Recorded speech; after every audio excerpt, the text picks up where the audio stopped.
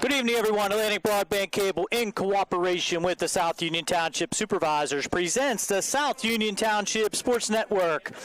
Tonight, via tape delay from the South Union Township Baseball Complex and Shiftmeyer Field here at Hutchinson. It's the Laurel Highlands Mustangs taking on the Uniontown Red Raiders.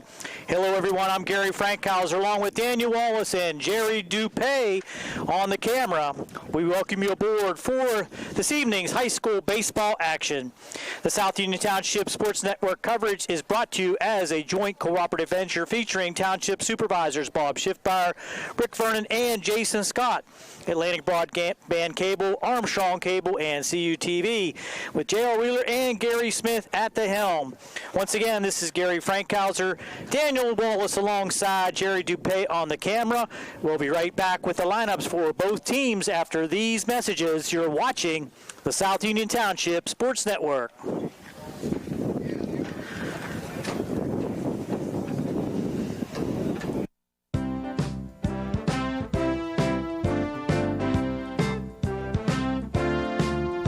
Ted Sova Body and Fender Repair, LLC, is proud to be a sponsor of the South Union Township Sports Network.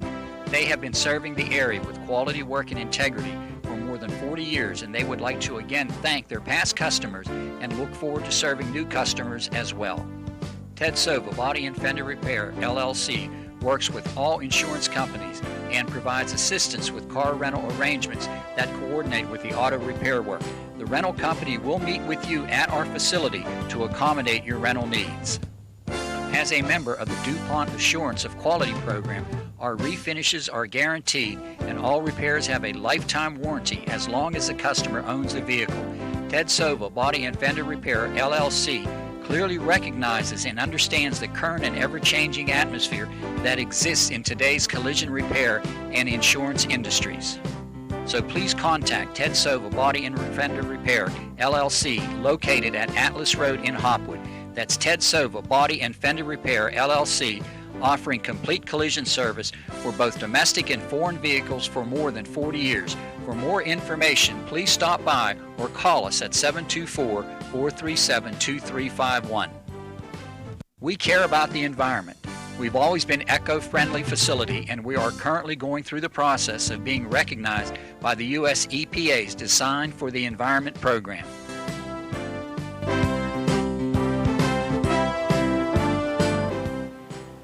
For all of your auto body needs, come to Ted Sova Body and Fender Repair, because there is a difference. So please contact Ted Sova Body and Fender Repair, LLC, located at Atlas Road in Hopwood. That's Ted Sova Body and Fender Repair, LLC, offering complete collision service for both domestic and foreign vehicles for more than 40 years. For more information, please stop by or call us at 724-437-2351.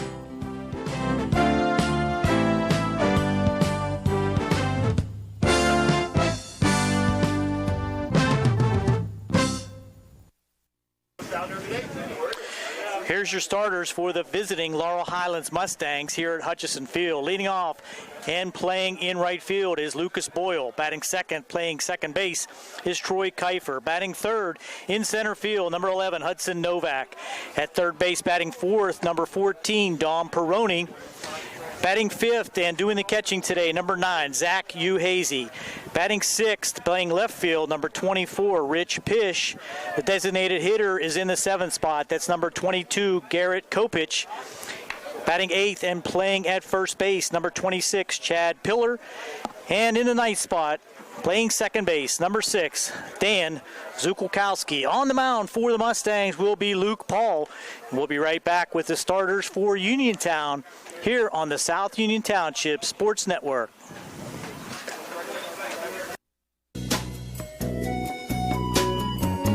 Centers for Rehab Services, CRS, a part of UPMC and the Center for Sports Medicine, is a proud sponsor of the South Union Township Sports Network and its coverage of area youth sports. Make Centers for Rehab Services your choice for all of your physical and occupational therapy needs. CRS, located at 160 Wayland Smith Drive, provides physical therapy, occupational therapy, work injury programs, and hand therapy. Valuing patient satisfaction is one of their highest priorities.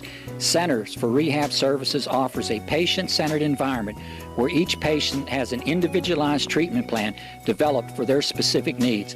They are experts in helping you recover from injuries, increase strength, and build endurance. CRS professionals have become highly skilled through a strong commitment to continuing education and advanced certifications to ensure the most cutting-edge and cost-effective treatment for their patients.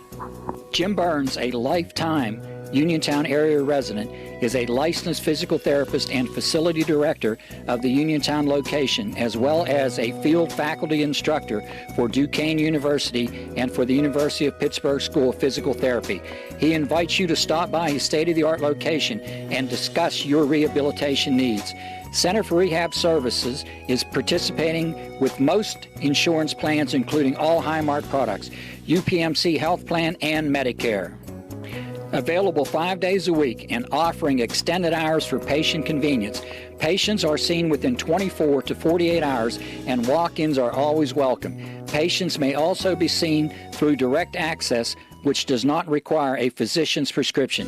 CRS worked with physicians and other healthcare providers to help you find relief, live your life again, and get you back into the game. For more information, call CRS at 724-437-7500.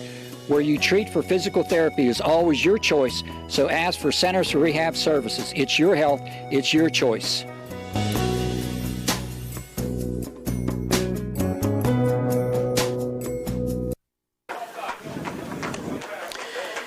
Here's your starters for the Uniontown Red Raiders. Leading off, the designated hitter, number 9, Wyatt Lepley. Batting second, number 4, the shortstop, Colby Simmons. Batting third, number 33 at third base, Connor DeMoss. In the cleanup spot, number 6, Christian Forsyth. He'll be doing the catching. Batting fifth, the pitcher this afternoon, number 24, Mark Fike. Batting sixth, number 13, the first baseman, Carter Wallagura. Batting seventh and playing in right field, number 22, Nick Gibson.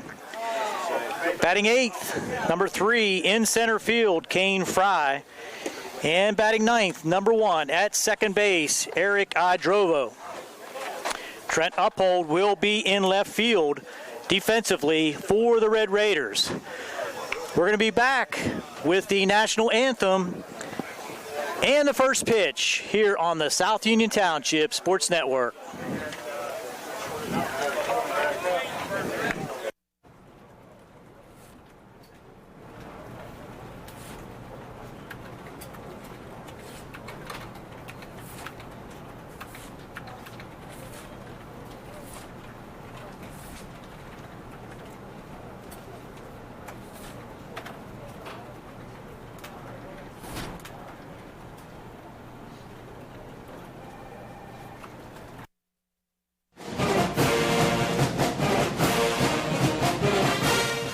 Good luck to the Mustangs from the South Union Township Supervisors, Rick Vernon, Jason Scott, and Robert Schiffbar.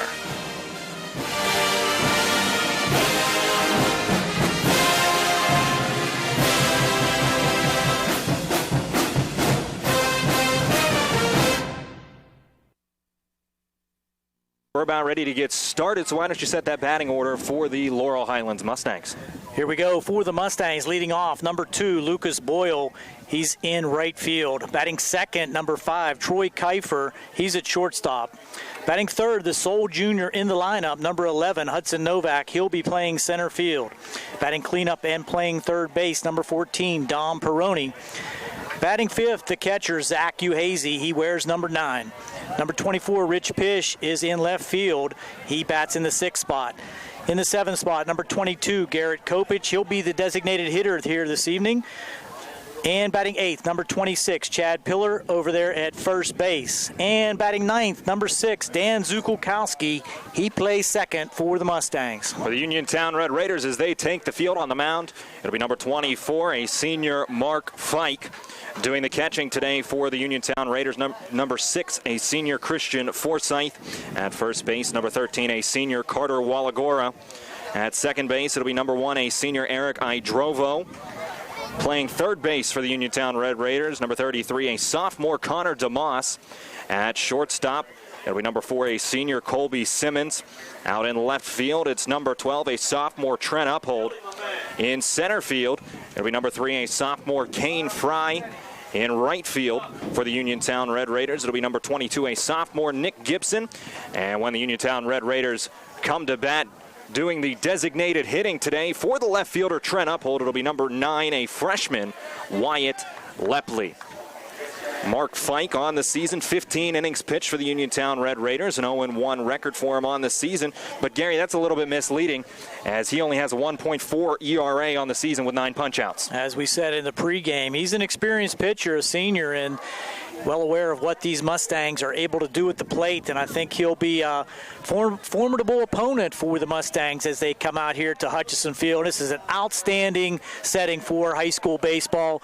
Cars all the way up and down both lines. Pavilion's full. The bleachers are filling up. Left field bleachers even have some patrons way out there in left field.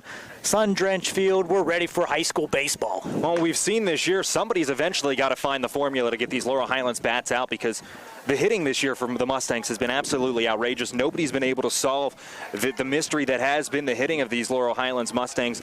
They have 6 guys in their lineup hitting over 400 9 games into the season. And the lowest average being 381. That's amazing. And they really have not only just put the bat on the ball, but have put the bat on it with authority. Hudson Novak with 4 home runs to lead the Mustangs, and a big home run against Bell Vernon by Chad Pillar that put that game out of reach. So here we go for the top of the first. Stepping in is Lucas Boyle. We're ready to play some baseball. Mark Fike out of the windup. He delivers the first pitch, and Boyle will send this one through the hole between short and third. A leadoff single for Luke Boyle on the first pitch that Mark Fike throws gets him aboard. And that was a low curveball that Lucas Boyle just jumped on and hit it right through the hole. As we said, these Mustangs are not shy at the plate. 6:01 our first pitch time, 79 degrees at Hutchinson Sportsman Park. Our home plate umpire today, Don Richter, and out in the field it's Paul Schofield. Troy Kiefer steps in, the shortstop for the Mustangs, batting second. Kiefer also batting .429. First pitch swinging as well and through that same hole. Right between short and third, Troy Kiefer's aboard. 2 pitches, 2 base hits for the Laurel Highlands Mustangs. And there you go. 2 pitches, as you said, Daniel. They're not going to wait for anything at home in this first inning. So now the big bat for the Mustangs steps in. Hudson Novak, he's had himself a huge season so far. 441 on the year, 7 RBIs. Make that 15 RBIs for him. He's got 4 long balls to go along with 3 doubles and 2 triples. Pretty long dimensions here at Hutchinson. First pitch swinging once again and through that same hole between short and third. Boyle will be sent home. He's going to score easily. Kiefer will move up to third. Novak will advance on the throw to second base. It's an RBI single for Hudson Novak. And 3 pitches into the ballgame, the Mustangs have a 1-0 lead. And all 3 hits between third and short, very similar on all 3 pitches, just jumping on that first pitch from Fike and drilling it in the hole. So a single for Hudson Novak and an RBI gets Laurel Highlands on the board for the first time. Novak adding to those RBI totals. That brings up Dom Peroni, the third baseman for the Laurel Highlands Mustangs.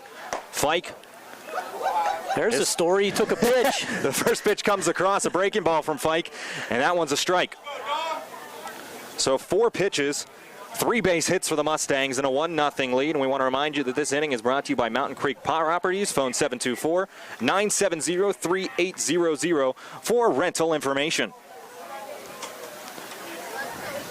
0-1 from Fike. That one a fastball that goes away. The count goes to 1-1. That throw coming in from left field, getting past the cutoff man, allowing Novak to scoot into second and Kiefer into third. So 2 men in scoring position. Still nobody out here in the first. The 1-1 home from Fike. Breaking ball comes right across the plate and throws Peroni. Count goes to a ball and 2 strikes, and he's had some success now getting Peroni to look at 2 breaking balls, Gary. You got to think he's going to go right back to it here on 1 and 2. Dom just didn't want to bite on that bender. The 1-2 coming from Fike. Fastball that goes away, and the count goes to 2 and 2. Little different motion that time from Fike, kind of dropped down sidearm, brought that in more of a sliding pitch that just missed outside. It's Novak with the leadoff second. Kiefer with the leadoff third. Fike comes home, another bender, and this one through that same hole again between short and third, and this one could score 2. Kiefer will score.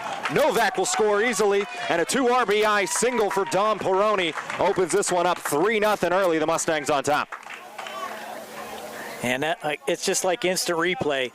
All 4 hits, the top 4 batters for the Mustangs, just right through the hole between short and third.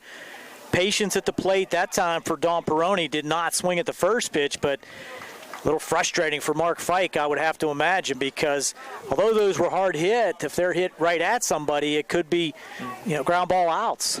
And it's just about positioning there. And we're seeing now Connor DeMoss stepping a little bit further off that third base line as a throw over from Fike, checking Peroni back to the bag. As Coach Ken Musco telling Connor to step a little bit further off the third base line and protect that hole. As now into the box is Zach Uhazy for the first time today. Freshly mowed grass infield allows that ball to scoot through quickly. Another check from Fike over to first base, and diving back in head first is Dom Peroni. Zach Uhazy, a solid start to his senior campaign as well. .452 on the year, 6 RBIs for him. He's got 5 doubles and a triple. Fike first pitch home to Uhazy, and it's a fastball down in the dirt. So we already have it, 8 pitches? 9 pitches. 9 pitches. 9 pitches from Mark Fike, yet to get an out. And just 9 pitches into the game, Laurel Highlands leads at 3-0. Uhazy makes Coach DeBerry go through the signals again. Wasn't quite sure he had the call that time. Big lead out there for Peroni over at first. Uhazy, he shows bunt early, and Fike will step off the rubber. Smart move there by Mark Fike. Wasn't quite sure what was going to be on there for the Mustangs. It looked like Peroni was poised to take off. And if a good bunt down the first base line might be an opportunity for a bunt hit. Shows bunt again, pulls back, it's a strike. Peroni looking to steal second. And he'll get in there just ahead of the throw. So swipe bag for Dom Peroni. Puts a runner in scoring position for Zach Uhazy on a 1-1 count. Nice to have that huge scoreboard out there in left field, Daniel, providing all the information to the fans here at Schiffbauer Field. Open stance for Peroni. Fike with the 1-1. This one sent down to third. Connor DeMoss will pick it up. Throw on to the first base bag, and Wallagoran. Peroni will move up after the throw. So it goes down as a 5-3 putout for Zach Uhazy. And Dom Peroni advancing 90 feet on the fielder's choice. But that ball was not too far off from being in the same place as the first 4 batters, and good move there by DeMoss to move over a little bit in the hole. Picks up the first out for the Red Raiders. And now the 6th batter in the Mustang order, Rich Pish, steps in, the left fielder for Laurel Highlands. And Coach Scott DeBerry being a little bit aggressive on the base paths, stealing Dom Peroni to second, advancing him on a ball hit to the left side of the infield. First pitch to pitch, a curveball for strike 1. Nice movement on that curveball for Mark Fike. You got to think Coach DeBerry is smelling a little bit of blood in the water here, up 3-0 already, only 1 down, and a runner 90 feet away.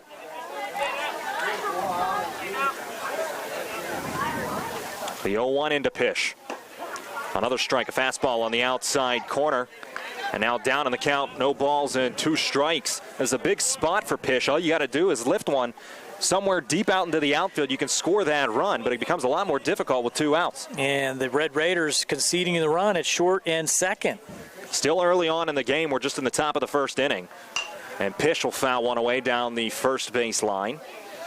That one gets out of play and avoids all the cars lined down the street down the first base line. Having trouble finding some parking out here. That's how crowded we are. It is filling up. Concession stand will do well here this evening, Daniel. Might have to hit that myself here between innings. One more time, the 0-2 coming to Pish. Fastball too high. Helmet level to Rich Pish, and he'll run the count to a ball and 2 strikes.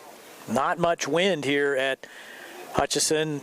The flag is blowing slightly in, but that will not be a factor here this evening. 1-2. And Pish sends this one out to left field deep. It looks like it might stay fair. Going after it is the left fielder Uphold, but it's going to hook foul at the last second. That one may have had home run distance. That was a deep drive down the left field line, but it hooked just foul off the bat of Rich Pish. We do have a little trouble seeing it as we're right into the sun right now. Down that left field line, but should not be a problem for any of the players. And it's nice to get, as we get into the later innings here, for these kids to get to play a game under the lights. Usually we're playing 4 o'clock instead of 6 o'clock start.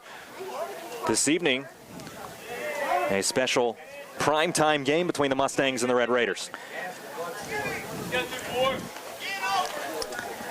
Pish calling timeout. Didn't like that Mark Fike was taking extra time getting the signals from his catcher, Forsyth.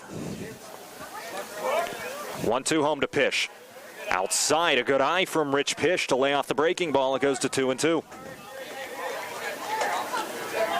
Doesn't get any easier with Kopich on deck. 412 average. Pillar follows him, 429. Zukulkowski, the 9th batter in the order, batting 409. 2-2 coming home. And that one comes inside, almost catches Rich Pish. And now after being down on the count, no balls and 2 strikes, he's run it back full. And if you're Rich Pish, you know at this point, Mark Fite, he's got to bring you something to hit. The one thing it does do for the Red Raiders, if he does walk Pish, is set up the double play opportunity with Pillar coming to the plate. The payoff, and Pish pop fly into the middle of the infield. And thereafter it is Colby Simmons. He'll make the catch. Just caught that one on the handle. Good pitch that time by Mark Fike. Jammed him. No chance for Pish to get the big part of the bat on the ball. Just looped it right over the pitcher's head, just right at second base for the easy catch there by Simmons. So now Mark Fike with 2 away has a chance to strand that runner. Peroni at third as Garrett Kopich steps into the batter's box. First pitch, a bender. That comes a little bit too tight to Kopich for ball 1. You already mentioned 412 for Kopich on the season, 6 RBIs for him, and 2 doubles.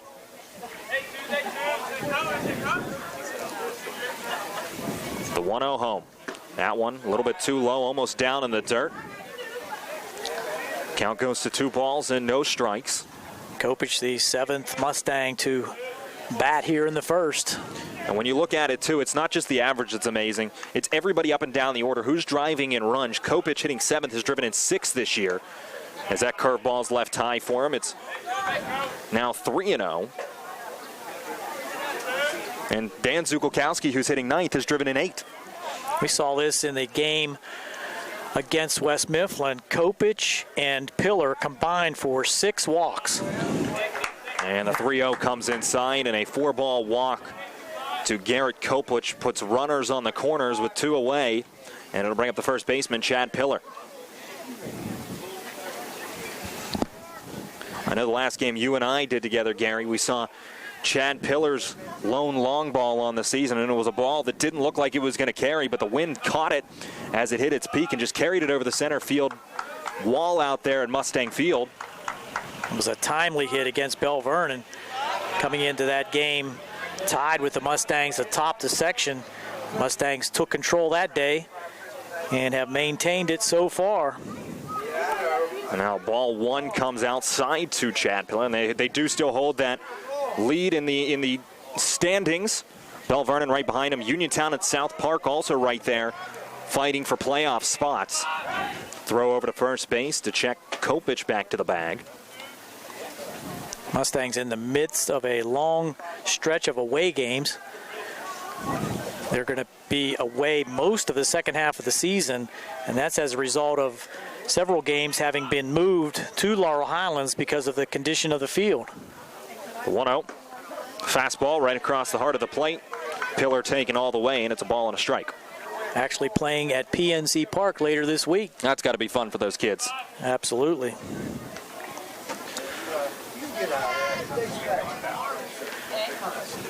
Runners on the corners. Peroni on third. Kopich off first. And Fike will check another throw over to the first base bag. One thing we have seen from Mark Fike so far today is his control's been there. Laurel Highlands Mustangs batters have just been putting them right in the holes where nobody's been. Now with 2 outs in the inning, trying to end this rally. 1-1. Ball outside and no throw as Garrett Kopich will take second base standing. Check that last pitch, make that a strike as it looked to be outside, but home plate umpire Don Richter saying it caught the outside corner. So now Fike 1 strike away from getting out of the inning. Already giving up 3 runs here in the first, 25 pitches deep. So now runners on second and third, 2 in scoring position for Pillar. Swing and a miss, but a drop third strike. Pillar, he'll go to first, but Forsythe there to pick it up and throw on to Wallagore at the first base bag to retire Chad Pillar. So make it a strikeout with a 2-3 put out. But the Laurel Highlands Mustangs, they strike for 3 here in the first inning. So after 1/2 inning of play, it's Laurel Highlands 3, Uniontown coming to. Calling you day and night. Your debt overwhelms you. Although you may feel that you're in a hopeless situation, Zebley, Mahalev & White can help. We're a full-service local bankruptcy firm that knows what a difficult time this is and what to do to help you get a fresh start. Call Zebley, Mahalev & White today for a free consultation. Your hometown bankruptcy firm. Call us today. Don't borrow more money until you talk to Zebley, Mahalev & White. Mustangs and the Uniontown Red Raiders. Laurel Highlands Mustangs out to an early 3-0 lead after the top of the first. And Gary Frankhauser, he has the batting order for the Uniontown Red Raiders as they come to bat. Leading off is the designated hitter, number 9, Wyatt Lepley, followed by Colby Simmons, the shortstop. Connor DeMoss in the 3rd spot. Christian Forsythe is the cleanup hitter. Mark Fike, your pitcher, is in the 5th spot. Carter Wallagura is in the 6th spot. Nick Gibson is the right fielder. He bats in the 7th spot. Kane Fry will bat 8th, and Eric Hydrovo is the 9th batter. And it'll be Luke Paul on the mound for the Laurel Highlands Mustangs. 1.02 ERA this season as Wyatt Lepley steps in and takes first pitch fastball and fouls it back right at us here at the backstop at Hutchinson Sportsman's Park. Had the pleasure of calling that no-hitter last week with Luke Paul facing Wes Mifflin. Faced just 1 more than the minimum, but for that would have been a perfect game. The 0-1 to Lepley as that one comes tight for ball 1.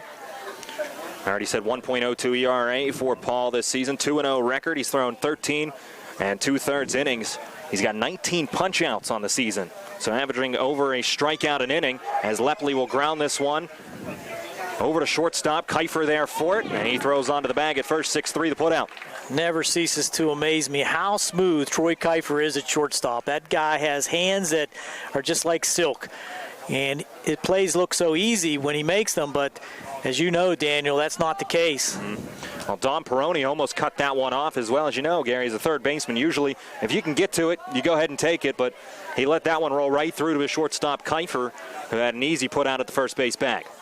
Now stepping in, it's Colby Simmons as he takes a first pitch ball low.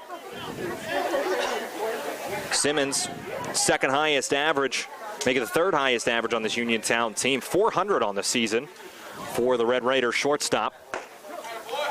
Next pitch, a fastball that comes across for strike 1.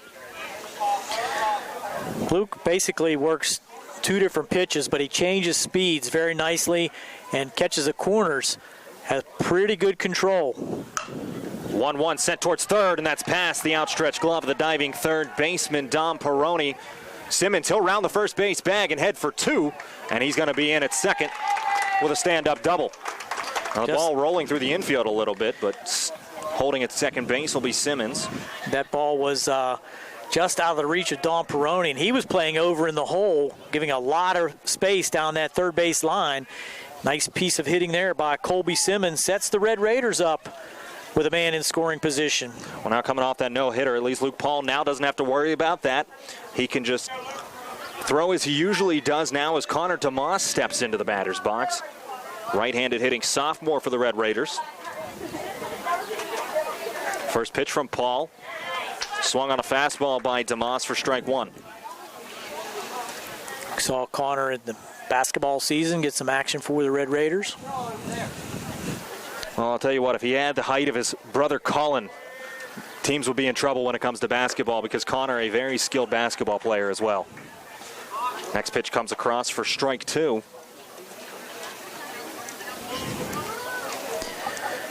And we still see people coming in here. The cars just filtering in. This is an outstanding showing here for the Red Raiders and the Mustangs. 0-2 from Paul, fastball high. Not sure what Zach Uhazy was doing there. He whipped it back to Luke. I think he thought he was going to throw through to second, but no one was covering, so he just...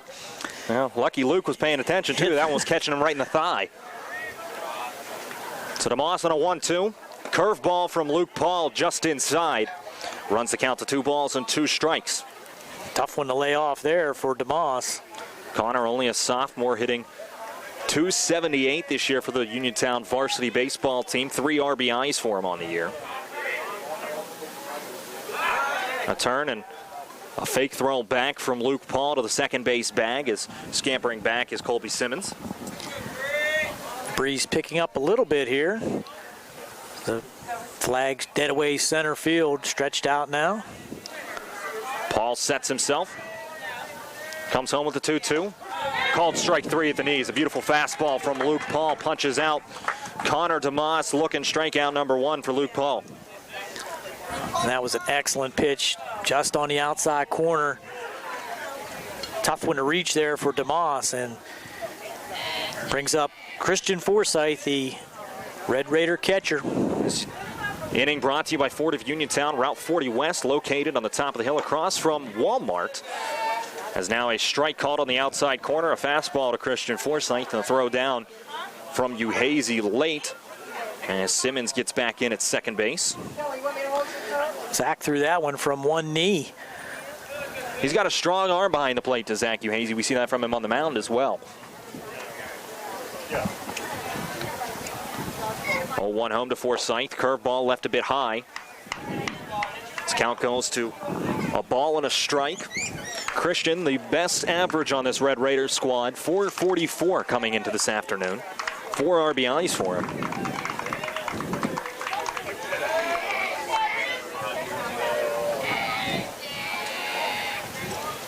The 1-1 home. And Forsyth will ground this one to second base right there on an awkward hop. Zukowski takes it to retire the side. 4-3 on the putout. But a quick inning, only 13 pitches needed by Luke Paul. He strands Colby Simmons at second base. So we head to the top of the second inning. It's Laurel Highlands 3, Uniontown nothing. At what point did everything change? When did service get taken out of service industries? It's too bad, because people are busy these days. At life, at work, at play. When it comes to your hard-earned money, you want service. Real service. From a person you know and a face you trust. At a bank where changing with the times doesn't mean leaving people behind. We're proud to be a part of your community. We're United Bank, at your service. We are Highlands, a 3-0 lead over the Uniontown Red Raiders as we head to the top of the second inning. And with the play-by-play for inning number 2, it'll be Gary Frankhauser. Thanks, Daniel. Leading off with the Mustangs, the only Mustang to not come to the plate in the first inning, Daniel Zukowski made a nice play there to end the bottom half of the first. The ball coming off the grass infield, as you said, awkwardly, kicking to his left, but very adeptly grabbed it through to first for the out. Mark Fike now to add to his 25 first-inning pitches. Before we get started here, Gary, Davis & Davis bringing you inning number 2, attorneys at law, helping local people with legal matters since 1976. Regardless of your legal problem, Davis & Davis promises your personalized, friendly hometown service. Zukulkowski takes a strike on the outside corner to lead things off. There's that bender, and that comes in there tantalizingly, and Dan just could not hold off. Nips it foul down the third base line. Well, it's been a good pitch for Mark so far here this afternoon, but that's also the same pitch that was hit through that hole between short and third 4 consecutive batters. 0-2 now to Zukulkowski. Mark Fike with a pitcher's count, just a bit outside, 1-2. Well, if you're Mark Fike here now, Gary, you need a quick inning. After that 26-pitch first inning, you need to get back out of this one very quickly. Save that pitch count because you know if you're Coach Ken Musco, you're going to want him to go 4 or 5 innings if you can get it out of him. There's strike 3 on the outside corner. Good placement there by Mark Fike. Caught Dan looking for something down the middle. Leadoff strikeout will bring up Lucas Boyo, who led off things for the Mustangs with the first pitch single. Came around to score the first run for the Mustangs in the first inning, adding to his .467 average. That's the first punch out of the day as well for Mark Fike. Make that second as he got the strikeout to end the inning as well. Comes with that curveball again. This one hangs inside. Lucas almost leaned right into that one.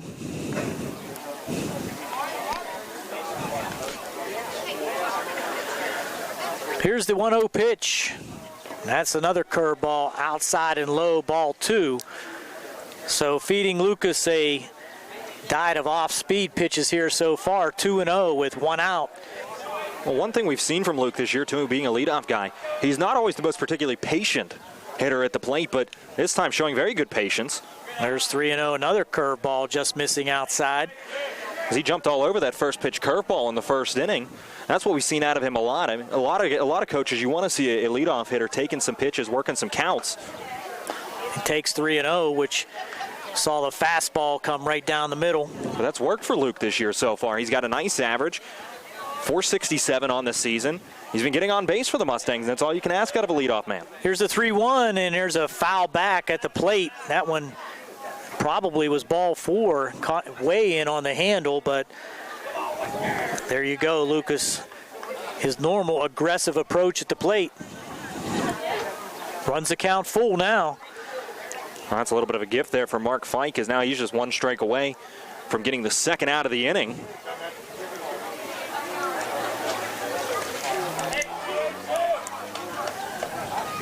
Fike gets his signal now, comes to the plate. Swing and a miss, strike 3 on another curveball to Lucas Boyle. So back-to-back strikeouts for Mark Fike against the potent Mustang attack. Will bring up Troy Kiefer now with 2 outs and nobody on. Mustangs 3-0 leaders here in the top of the second. Make that 3 consecutive punch outs going back to the first inning as he set down Pillar to end the inning as well. You're right. Kiefer takes ball 1, so probably a good idea for Fike to be out of the strike zone on those first pitches. He's gotten the Mustang hitters chasing so far today. But that's something that's worked for Laurel Highlands. Every single batter on this lineup is pretty aggressive, except for Kiefer. We've seen him take quite a few pitches every at bat almost. There's a strike on the curveball again, 1-1. But actually, if I'm Laurel Highlands here, after that big first inning, the 26 pitches in the first inning, if I'm Coach Scott DeBerry, I want to see guys work some counts, work up that pitch count on Fike. Another one in the hole going to his right with Simmons, and he can't get it to the plate. And that's going to be into the dugout. No, it's not in the dugout. And Kiefer thought it was. It came off the cyclone fence to the outside of the dugout, and not sure why Troy didn't see that, but he turned immediately and went to second. Throwing the ball to second was Walagura to Hydrovo for the out. So we'll give him a single on that. A 6-4-3 or 6-3-4 put out. 6-3-4 put out at second. Simmons went way to his right, made a nice play, but really no chance to get the speedy Kiefer But that ends the inning, and the Mustangs come up empty. We'll go to the bottom of the second here on WMBS and the MSA Sports Network.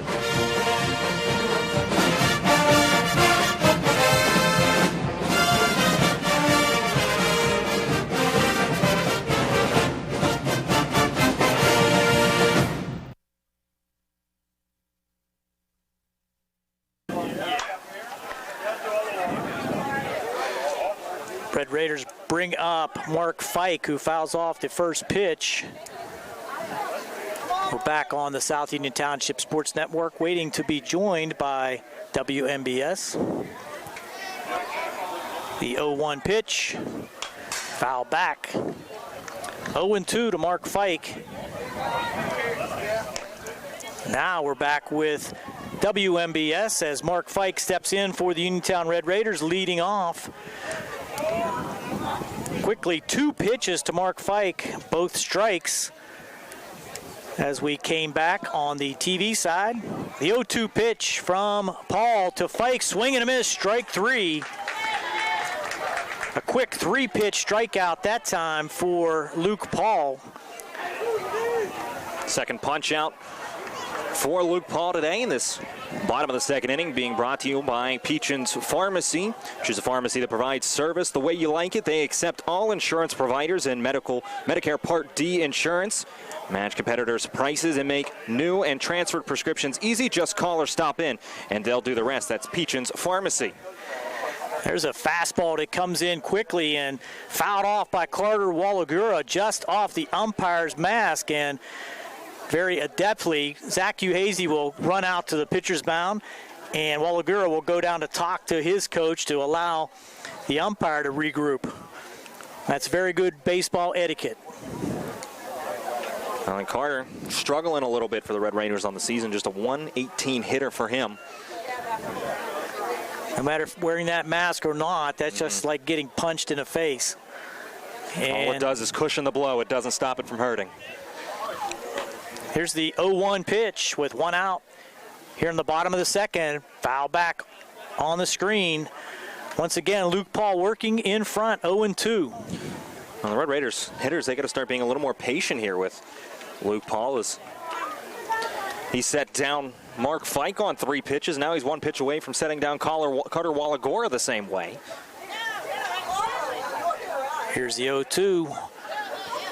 Lines and deals. Curveball just on the outside corner. Good 0-2 pitch, though, by Luke Paul. Tough one to lay off there. Almost caught that outside corner. 1-2 pitch.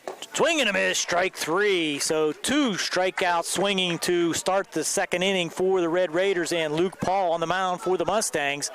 3rd strikeout of the game for Luke. Brings up Nick Gibson, the right fielder, wearing number 22 for the Red Raiders. Just 143 for Nick on the season. He's got 1 triple, though, on his campaign. Only a sophomore, though, Nick, so he's got 2 more years ahead of him of varsity baseball. Takes ball 1 just a little bit outside. Nick, of course, the brother of the twins that were on the baseball team for 4 years, Dante and Dominic. Very good athletes, the Gibson family. And, of course, Tony Gibson, a coordinator for the West Virginia Mountaineers football team. That's right. 1-0 pitch. Swing and a miss. Just on the inside corner, so Paul works outside, then inside. 1-1.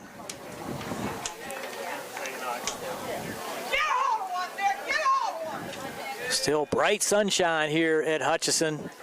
Come on out and join us. Bring your transistor radio to pick up this action. Here's the 1-1 pitch. Wow, just outside. 2 balls and a strike. Now, better for them to come out here than listen to us, that's for sure. Well, you can do both.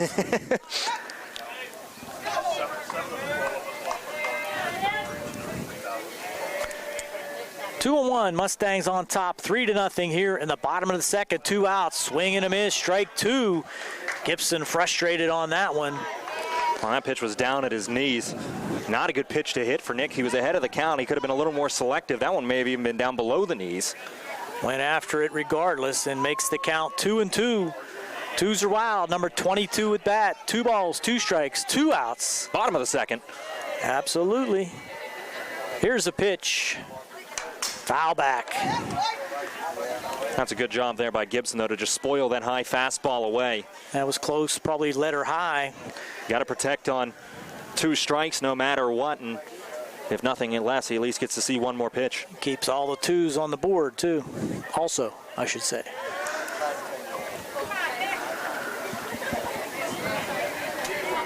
Luke Paul gets the signal. Now deals curveball. That's popped up in the infield. Looks like Uhazy wants it right at home plate. Has to reach back, and probably a foul ball catch, but have been very close to be bouncing into the field of play. Zach Uhazy with a nice defensive play to end the inning. Red Raiders do not score. We'll be back with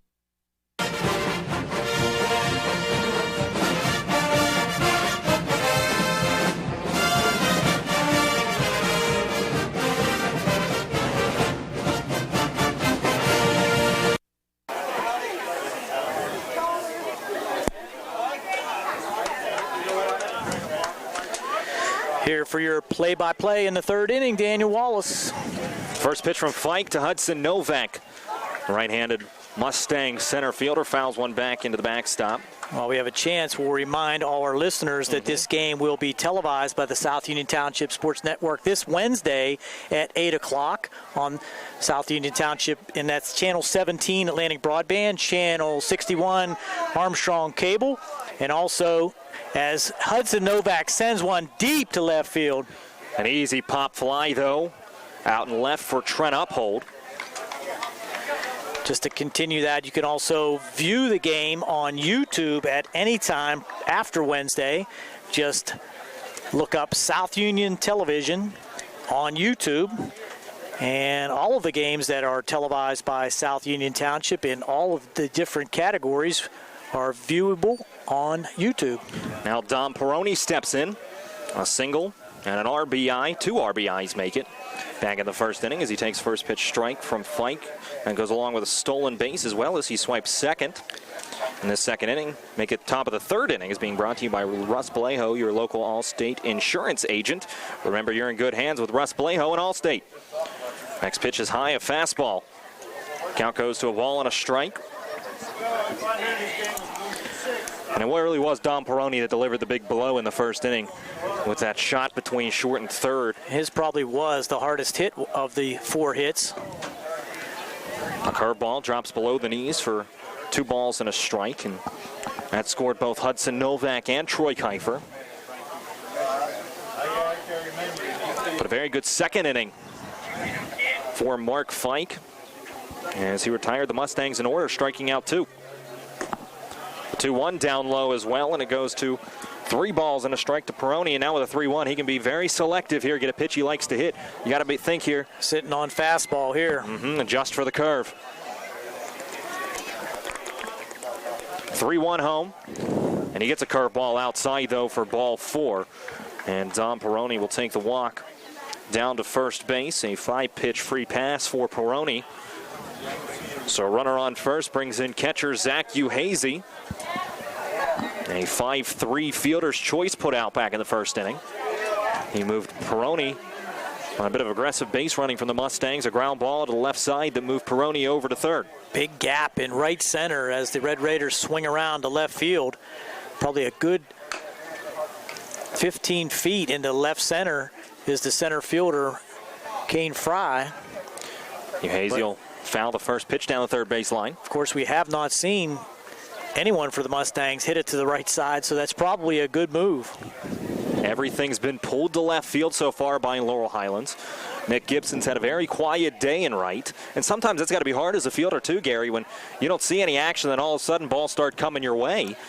You're not expecting it. Maintain your concentration at all times. 0-1, fastball outside.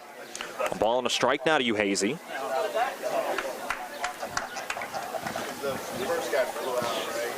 And for Zach Uhazy, catcher is probably where he belongs, but he is no slouch on the mound either. The Mustangs like to have him behind the dish, but we saw him the other day twirl a gem as moving on the pitch is Peroni, and the ball's thrown into center field. So Peroni will steal second. He'll move up to third on the throwing error by Christian Forsyth. And that ball being thrown to the right side, the right field side of second base, having to come a long way was Fry, because he's playing out there in left center field. Really no chance to get over there and back that up as far to that side of the base as it was. So easily into third base was Peroni. So back on third where he was stranded in the first inning. This time he's there with only one away. 2 balls and a strike to Uhazy. As the curveball sent out to short. Simmons will throw onto the first base bag to retire Uhazy. Playing up on the play right on the grass. No chance for Peroni to advance. So good strategy there by the Red Raiders. They'll be able to back up now with 2 outs. So Colby Simmons retires Zach Uhazy, 6-3 on the putout. And now with 2 away, Peroni in danger of being stranded at third base once again with Rich Pish coming to the dish. Was jammed in the first inning, hit a little looper right over the pitcher's mound, caught by the shortstop Simmons. First pitch from Fike, and Pish will foul this one away. Right over top of the Laurel Highlands Mustangs dugout down the first base line.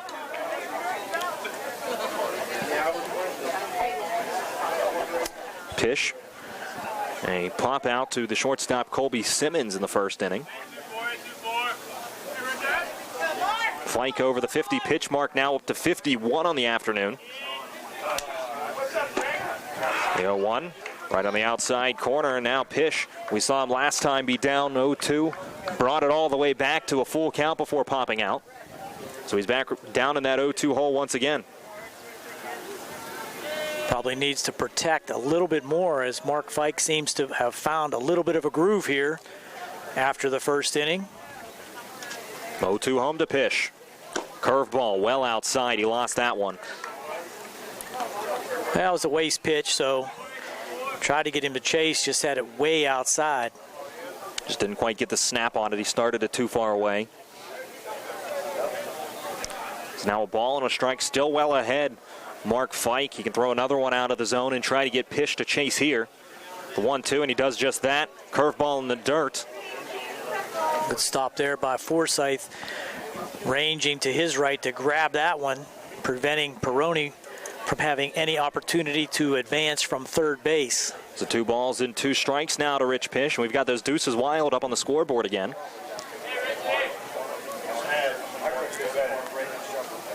The 2-2 home. Just below the knees on a fastball. That one looked pretty good from here. I thought that was going to be the pitch to punch Rich Pish out. Back to full count, and just a good eye there. A little bit off the corner on the inside part of the plate. It's now a full count to Rich Pish. Tom Peroni standing 90 feet away with 2 away. The payoff from Fike, and Pish will foul another one away. A good battle brewing here. That's the 6th pitch of the at-bat to Pish.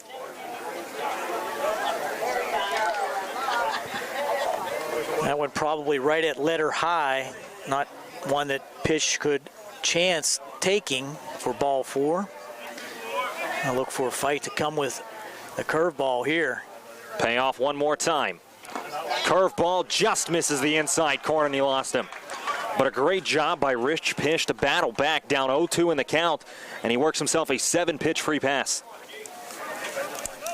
So now first and third, and Kopich will step in. He walked in the first inning, was stranded out there to end the inning.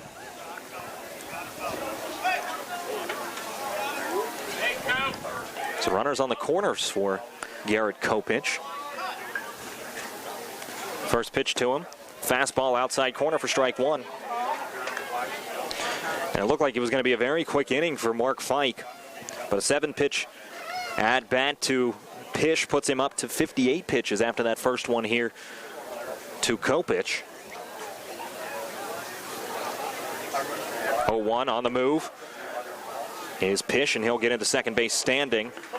Defensive indifference is no throw from Forsyth. A strike called on the inside corner, another bender that time to Kopich. So Kopich now behind 0-2.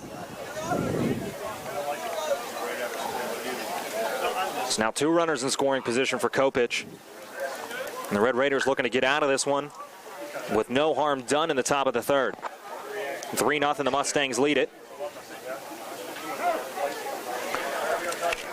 Mark Fike deliberately delaying his pitch that time, just making Kopich stand in there and think about it. 0-2, that's a very savvy move by the veteran right-hander.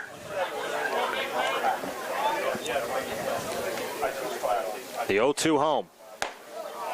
Bit too high as Kopich takes the ball. Kopich wanted to go after that when you saw his feet moving in every direction possible to try to get a bat on that one, but good job to hold up and not chase after anything. All you're going to do with that one at best is pop it out to right field. The 1-2 as Fike comes set. Pishoff second, Peronioff third. This one grounded right back to the pitcher. Fike has a little bit of trouble with it, has time to pick it up and throw it on to Wallagore at the first base bag. So after a nice start to the inning for the Mustangs, they can't scrape anything across. It's 3-0.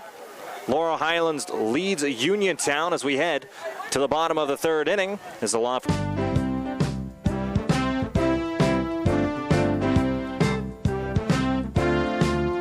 Ted Sova Body and Fender Repair, LLC, is proud to be a sponsor of the South Union Township Sports Network. They have been serving the area with quality work and integrity for more than 40 years, and they would like to again thank their past customers and look forward to serving new customers as well. Ted Sova Body and Fender Repair, LLC, works with all insurance companies and provides assistance with car rental arrangements that coordinate with the auto repair work. The rental company will meet with you at our facility to accommodate your rental needs. As a member of the DuPont Assurance of Quality program, our refinishes are guaranteed and all repairs have a lifetime warranty as long as the customer owns the vehicle. Ted Sova Body and Fender Repair, LLC, clearly recognizes and understands the current and ever-changing atmosphere that exists in today's collision repair and insurance industries. So please contact Ted Sova Body and Fender Repair, LLC, located at Atlas Road in Hopwood. That's Ted Sova Body and Fender Repair, LLC, offering complete collision service for both domestic and foreign vehicles for more than 40 years. For more information, please stop by or call us at 724-437-2351. We care about the environment. We've always been eco-friendly facility, and we are currently going through the process of being recognized by the U.S. EPA's Design for the Environment program.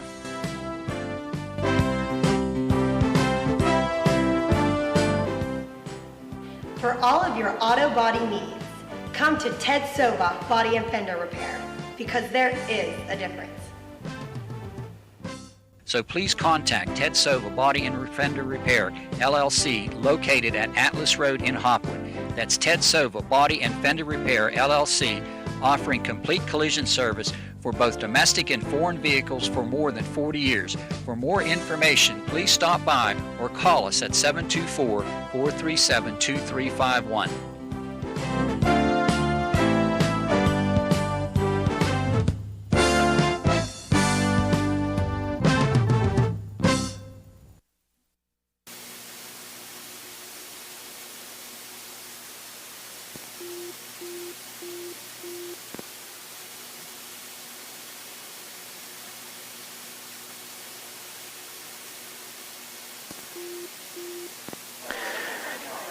Number 3, Kane Fry, now stepping in for the Red. As Luke Paul comes to the plate 1-1 here in the bottom half of the third inning. 3-0 Laurel Highlands. The dribbler just down the third base line. So when you think that the technical problems can arise, they always do, as we have lost the signal here with the WMBS listeners, but we'll reconnect that as Kane Fry now faces a 1-2 count for the Uniontown Red Raiders.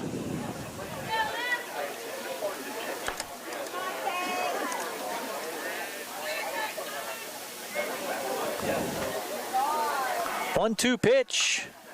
Fouled off to the right side.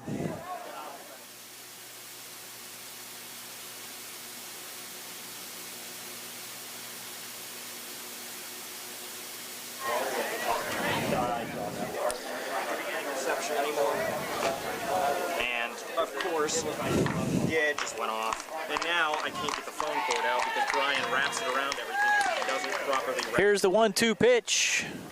Just outside, 2-2. Literally everything.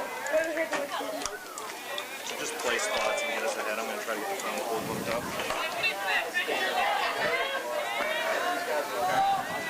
Well, 2-2, nobody out here in the bottom half of the third inning. Stepping back is Luke Paul. Marty wanted to connect again. He has a rat's nest of phone cord. There's a drive to deep right center field. On his horse is Lucas Boyle, way back, and he makes the catch on the warning track right in front of the fence. Fine defensive play that time by Lucas Boyle to retire Kane Fry on a hard hit ball to deep right center field for the first out of the inning. That'll bring up Eric Ibrovo. Number one, the second baseman for the Red Raiders. He's batting .412, limited appearances, and he'll try to bunt his way on, takes a strike.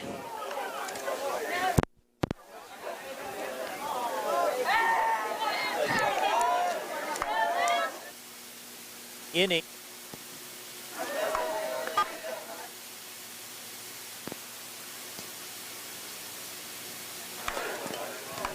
Pop foul, 0-2.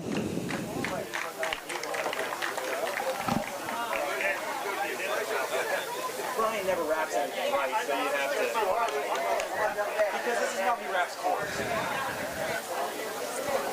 Here's the 0-2 pitch to Eric Ibrovo from Luke Paul with one out here in the bottom of the third. Swing and a miss, strike three for the second out of the inning. Quickly working Luke Paul.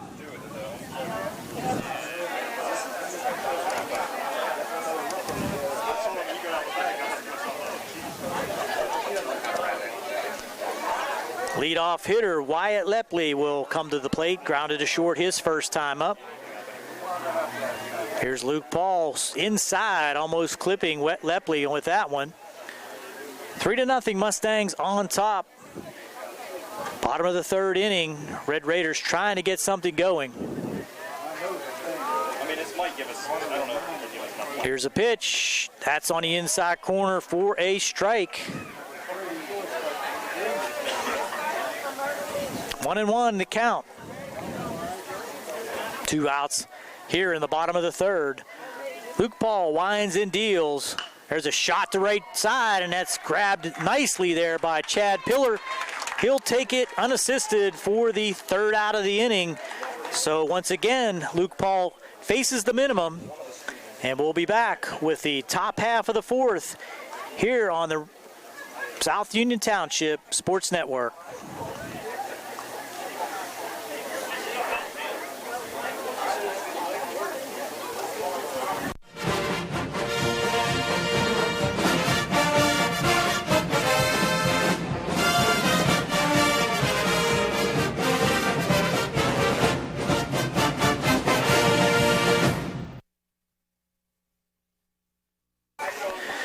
We're back here at Hutchison Field. Gary Frankhauser along with Daniel Wallace trying to, there's a long drive to left field going down the left field line. That's going to be foul ball. And that was Chad Pillar leading off the top of the fourth here for the Mustangs. Well, back off of now. I was on for a second. And that's an 0-1 pitch now. Trying to connect these dots here with the...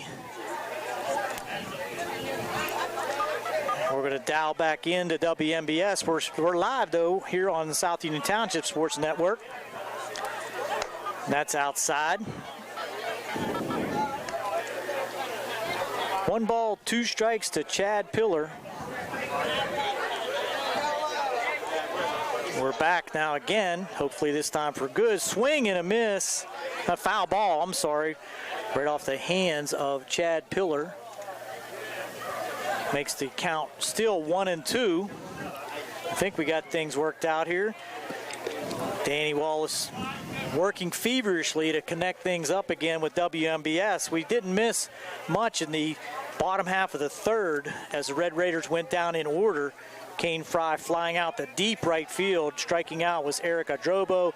And grounding to first for the third out. There's a pop-up on the right side. Drifting over to try to make the catch and making the play in foul territory was Carter Wallagura for the first out of the inning. So hopefully we got all the gremlins out here and we can keep things in shape for the rest of this game. The Mustangs on top 3-0 here in the top of the fourth inning, bringing up the ninth man in the order, Dan Zukulkowski, struck out in the second.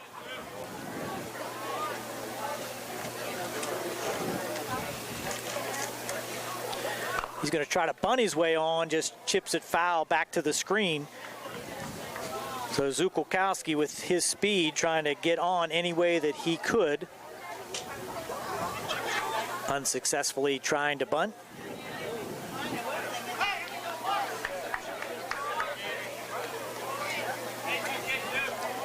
Mark Fike from the windup has gone all the way here into the fourth inning now for the Red Raiders. 0-1 pitch, that's outside for a ball. Well, he's looked strong too, Gary, ever since that first inning. He went through those first four batters with some trouble, those singles, but ever since then. Said he did actually find a groove here. Here's the pitch, and there's a pop-up on the right side again. Going back is Wallagura, scooting over from his second base position and making the play was Eric Adrobo. Nice play, going a long way from his second base position and making the play in foul territory down the right field line for the second out of the inning. So this is the Mark Fike we expected to see. Nice to have you back, Daniel. Oh, well, thank you. I was running around working up a little bit of a sweat. Yeah. Brings up Lucas Boyle with 2 outs. And as we said, Mark Fike just cruising now after that 3-run first inning. Strike one on that slow curveball that he has led off most of the Mustangs with after that first inning. Luckily, they've got all the amenities out here at Hutchinson, and they got the phone line for us to use at least. 0-1 pitch. He looked to try to bunt to get on, and that's outside for a 1-1 count. Unofficially, I have Fike up to 69 pitches. We're going to have to go with yours because I lost track when I started running around. There's a swing and a foul tip for strike two. 1-2 now to Lucas Boyle. Singled and scored in the first, struck out in the second. You have to fill me in on Luke Paul's pitch count at some point as well.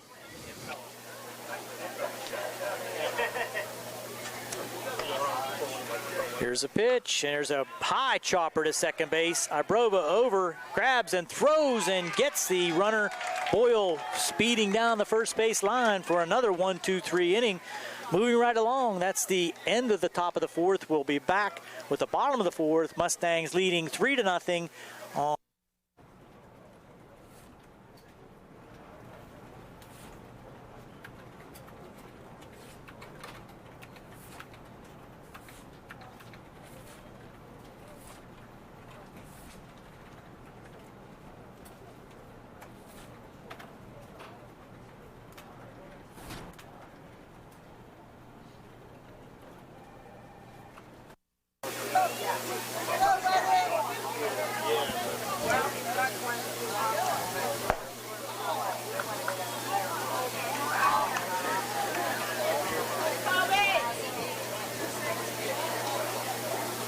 We're back for the bottom half of the fourth inning. Here's Daniel Wallace. As Colby Simmons rips that one down the line to the left, now 0-2. I'll keep it here. Okay, Dan. To say this. You're right. I'm the even. Yeah. Well, we got so much trouble here. It's hard to keep track who's doing this. You just threw me off guard for a second. Well, I'll keep you on your toes. 0-2 pitch to Colby Simmons. Strike three, swinging. Nice curveball there by Luke Paul. I have him up to 39 pitches here in the fourth inning. Well, that's what we're going to roll with because I've lost track running around. So in this half inning, it's going to be brought to you by General Dentist Dr. Edward Wheatek. Here, bottom of the fourth. You would think this is our first outing here, Daniel. We've been... Isn't it? Swing and a miss by Connor DeMoss. Stepping in, he struck out looking in the first, so Luke Paul cruising along, facing just one more than the minimum so far here this afternoon, giving up just one hit through 3 1/3 innings. That one's outside, 1-1. And Connor, a strikeout back in the first inning. Put together a strong at bat, seeing quite a few pitches, but eventually was worn down and struck out looking. 1-1 pitch from Luke Paul. There's a shot quickly to the right side toward the Mustang dugout for strike two, just off the end of his bat. Now makes it 1-2. Well, now just a bit behind on that fastball, too, was Connor shooting that right towards the first base dugout. And that's as a result of Luke changing speeds. He does that very nicely. And you've got him that far behind. If you're Luke, I got to think you got to go right back to that fastball. And he did, but brought it in high, 2-2. The sun just trying to set out there behind the left field fence. Trying to do us a nice little favor.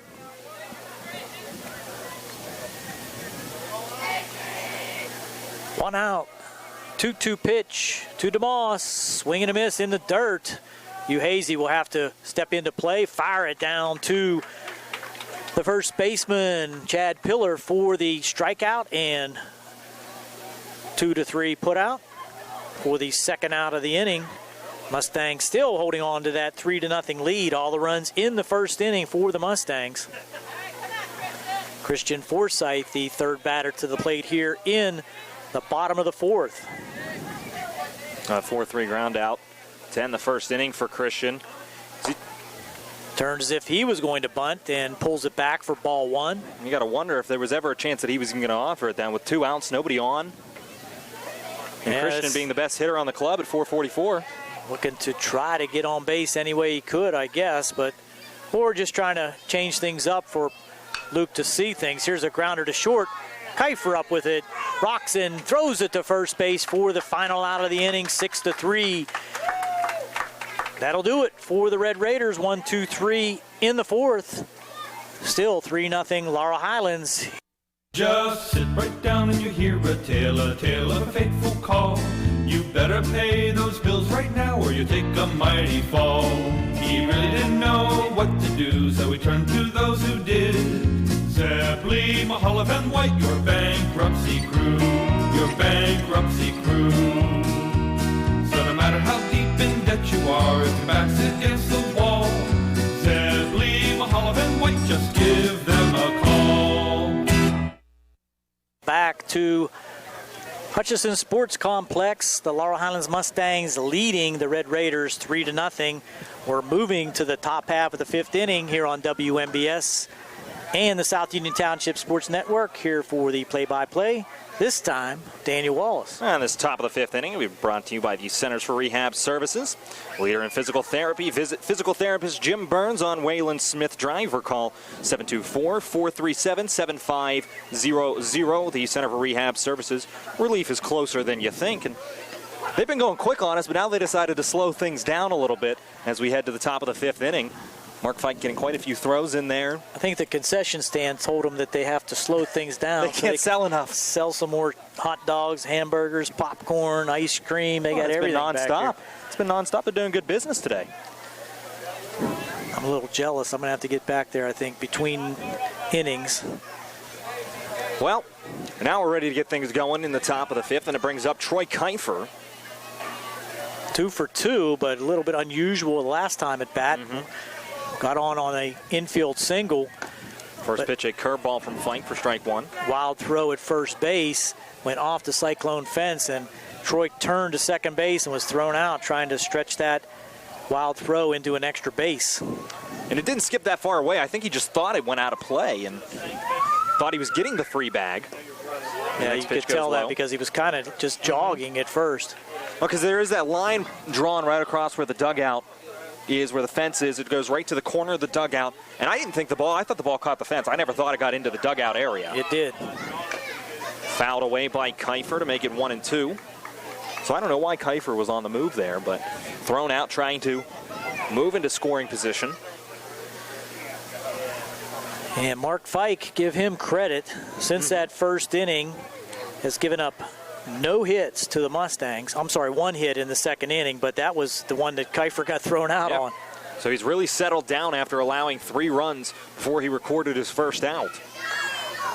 Fastball outside. It's 2-2 now to Kiefer. And talking to Troy's Uncle Dan Bolish before this one, Troy's getting some looks for baseball. Well, he should. He is a very good defensive player and puts the bat on the ball a lot. As he puts the bat on this one and sends it out to third, Connor DeMoss. His throw is going to be well late. That's another infield single, and this time Troy stays on the outside of that white line and trots back to first base. So he's 3 for 3. A good outing for Troy Kiefer. He scored a run as well. And he deserves to get some looks. With the way he plays the game, he's a slick fielding shortstop. I really like his game. He's a joy to watch. And I'm sure he can transition, make that easy transition too if somebody wants him to, over to the second base side of the bag. And now on the move on the first pitch to Hudson Novak, and Kiefer's got a swipe bag as well. Huge jump on that play. No chance for Christian Forsythe to throw him out. He was 3/4 of the way down the line before Christian received that pitch. So the first pitch to Hudson Novak goes as a ball outside. And they called that a strike. That looked well outside to me, but it's going to be called strike one. I think he might have taken a check swing at it. Kind of missed it with the action. Now he's showing bunt, and Hudson's going to lay it down the third base line. A beautiful placed bunt by Hudson Novak. No chance. That ball just died about 20 feet down the third base line to the right of Mark Fike, and he just walks over and picks it up and walks back to the mound. Nothing you can do there. You have your power hitter, 4 home runs, 16 RBIs already here in the season, bunts down the third base line. Well, Hudson can do it all as well. We've seen that all year long. He's got a great bat, good speed, a great arm in center field. He's got some range out there as well. That's good fundamentals for the Mustangs, too, getting that runner to third base with less than 2 outs. Now he's down there with no outs. So now that brings up Dom Peroni, who's been stranded at third twice today. Now Novak on the move, a first pitch strike. Forsythe won't even throw down. So Hudson Novak moves up 90 feet. Peroni clearly had to take on that one. That was grooved right down the middle, and Novak into second now, so Peroni with the opportunity with 2 men in scoring position now. That would have been a beautiful chance right there for a hit and run.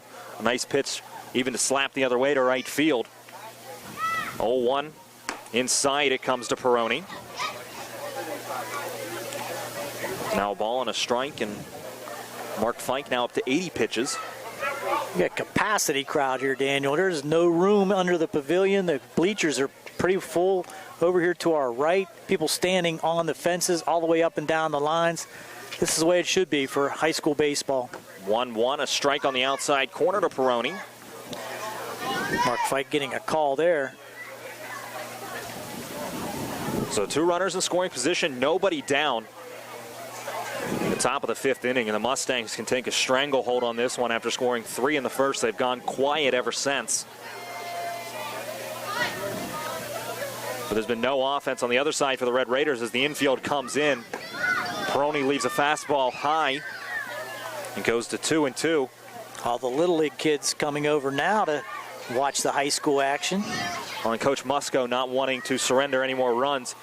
They've been coming at a premium today, so he brings the corners in especially, and Colby Simmons even playing right on the grass as well as second baseman Eric Idrovo. 2-2, and Peroni slaps this one foul on the right field line. Just missing a couple cars down there as well. You got to wonder. Been a lot of windshields. Yeah. Pay the price here at Hutchison Field. That's not a very safe place. to park your car outside. I went and parked all the way down the left field line, well out of play, well down past the outfield wall. I was making sure I wasn't getting my vehicle smashed today. Fastball comes inside. That a little bit of two-seam movement on it from Fike. Runs the count full, so good at bat now for Don Peroni.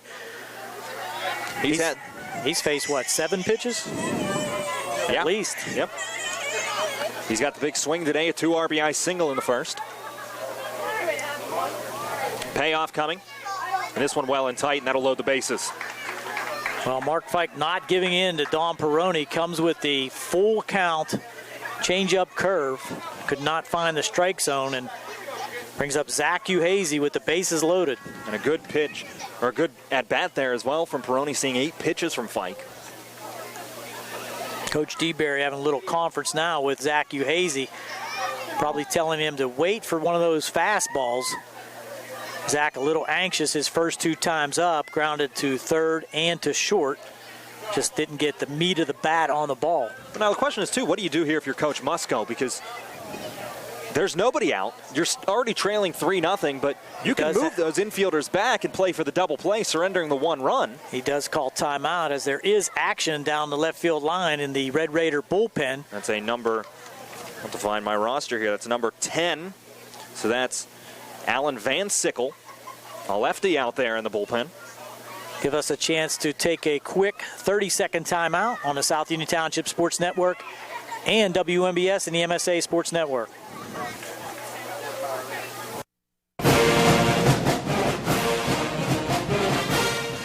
Good luck to the Mustangs from the South Union Township Supervisors, Rick Vernon, Jason Scott, and Robert Schiffbar.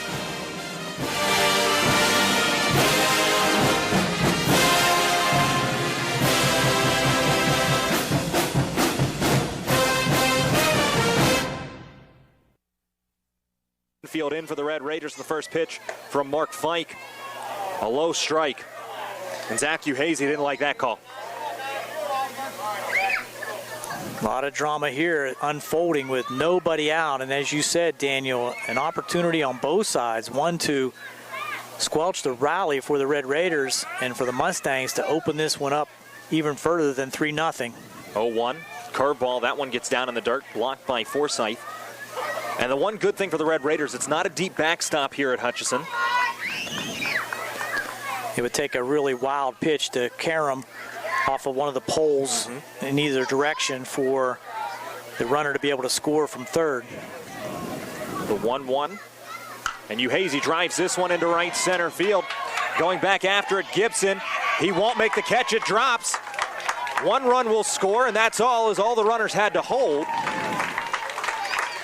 That was shot into right center field, and as you said, very smart base running with nobody out. No reason to take a chance at that situation, as Gibson looked like he really had a chance to get to that, but just tipped off the edge of his glove out there in right center field. He had to go a long way. No chance for Kane Fry playing out there in left center field to get to that one. So an RBI, 300-foot single. That's what we'll give him then, a 300-foot single. I was teetering between that. I couldn't tell if it caught Gibson's glove or not. I was teetering between that and an E9, but you can make the call on that one, Mr. Frankhauser, and we'll give him a deep single and an RBI. As now stepping in, Rich Pish takes a ball outside. So making an RBI single for Zach Uhazy that extends the lead to 4-0 for the Laurel Highlands Mustangs. 325 down both lines here, 360 dead center. Pish, he'll send this one out to right field. Coming in after it is Uphold. Tagging is Novak, and he won't go anywhere. Strong throw into the infield from Uphold. Will hold all the runners at their positions. So a shallow pop up to left field as Uphold just came in and made a nice play, coming in with momentum to make the catch coming toward the infield. And again, with nobody out and the bases loaded, you don't want to make the second out of the inning at home plate. So now you can send the middle of that infield back and play a double play depth at short and second. Keep the corners in, which is exactly what Coach Musco will do. Wallagora and Connor DeMoss both still well in on the grass. And Idrovo and Simmons both back behind the second base bag now, as stepping in is Garrett Kopich. First pitch is down low. Garrett takes it for ball one.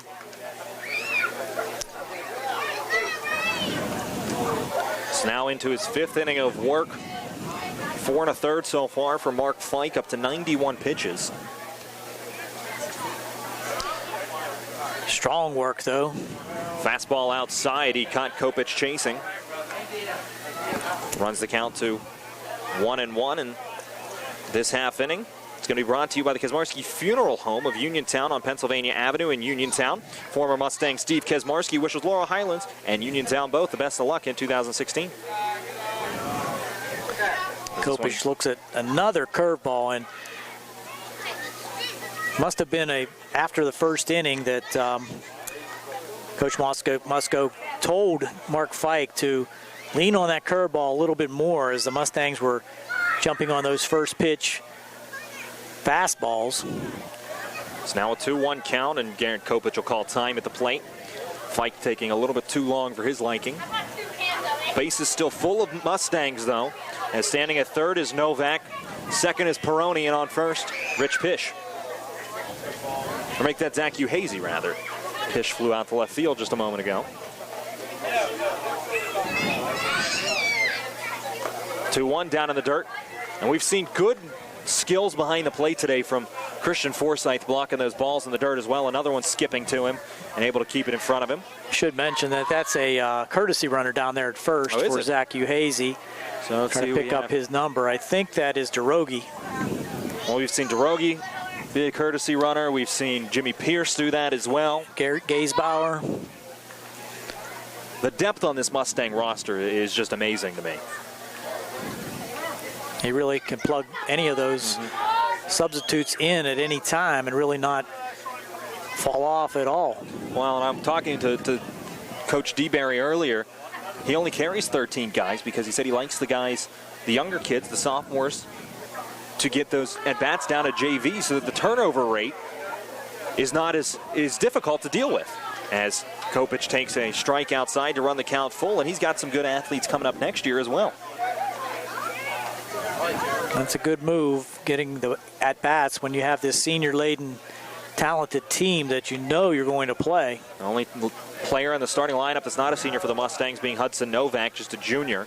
As this one comes inside, ball 4, and Mark Fike has walked in a run. It'll be an RBI, second walk of the game for Kopich. Makes it 5-0 Mustangs. The Mustangs will gladly take that free pass.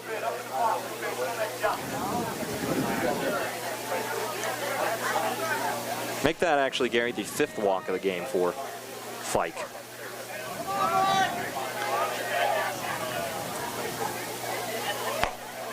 As stepping in now. 2 walks in the inning. You're right about that as Chad Pillar steps in. Pillar. And 0 for 2 today. A strikeout in the first. And a pop out back in inning number 4. He fouls this one down the third baseline to make the count 1-1. And now 98 pitches for Fike as he's getting close to that century mark. Might be the last inning for Mark, regardless. The 1-1 home. And that one goes outside, and so this pitch will get him to the century mark. The next one is that's a ball outside to Chad Pillar. 5-0, Mustangs lead it. We're in the top of the 5th. Dan Wallace, Gary Frankhauser with you.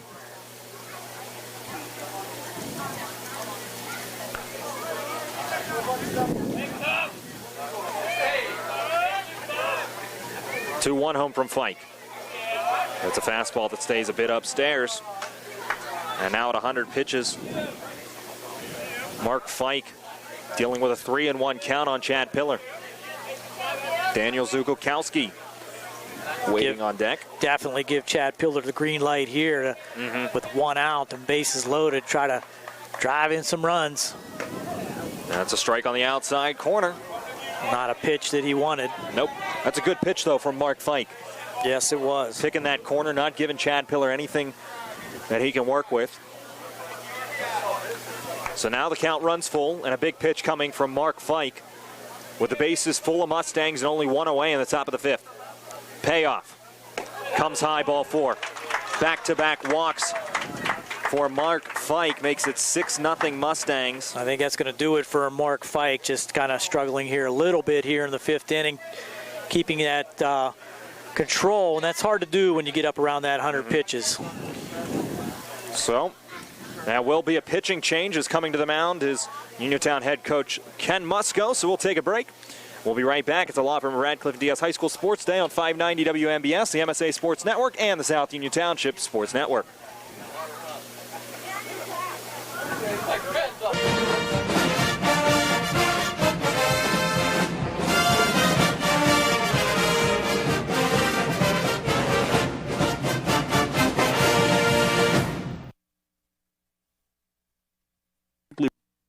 We're back on 590 WMBS and the South Union Township Sports Network. New pitcher for the Uniontown Red Raiders, Alan Van Sickle. That's just one of a couple changes, though, Gary.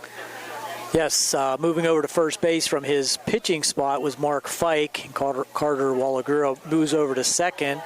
So we're going to plug Van Sickle into the ninth spot in the batting order, replacing Eric Drovo.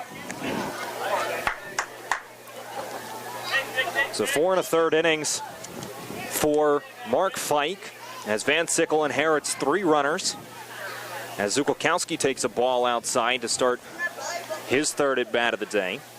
Left-hander sophomore Alan Van Sickle. 3 strikeouts for Fike today. 6 free passes, allowed 6 runs, but he is responsible for all 3 runners on base, so the book not closed on him yet. And still just 1 out in the inning. 1-0 from Van Sickle, as that one goes low as well. It's now 2-0. A little bit of two-seam movement from Van Sickle's fastball as well, working away from the right-handed batters.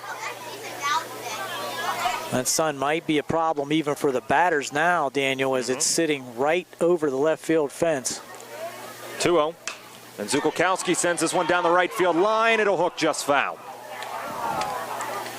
He flared that one over top of the first base bag, but it dropped in foul territory. This count goes to 2 balls and a strike. Good idea by Zukolkowski, that tailing fastball from the left-hander, tailing away from the right-handed hitter. Just take that ball to the right side. Just a little bit late on it, getting it into fair territory. And we talked about the Gibson family earlier when it came to athletics. The Zukolkowski family right up there. 3 brothers, all played baseball. Ben, the oldest, Eli after him, and now Dan, the third Zukolkowski brother to play for the Mustangs. As he fouls another one down the right field line. That one's going to get back out of play. Into the pine tree down the right side. That kind of hangs out over the fence line. That has been an issue in the past, Daniel, when trying to make a play underneath the pine tree down the right side. What do you call there? If the tree's partially in play, if it hits the tree and it drops down. I think if he catches it, he's out. I'm not sure about that. It might be a ground rule we might have to discuss here. It's like backyard baseball. If you have a tree in your yard, you call tree interference and you just stop the play. 2-2 to Zukolkowski. As he fouls another one back to the backstop. Nice little curveball that time by Van Sickle, just nibbling at that outside corner, sharply breaking curveball. Nice job by Zukolkowski just to spoil it away as well.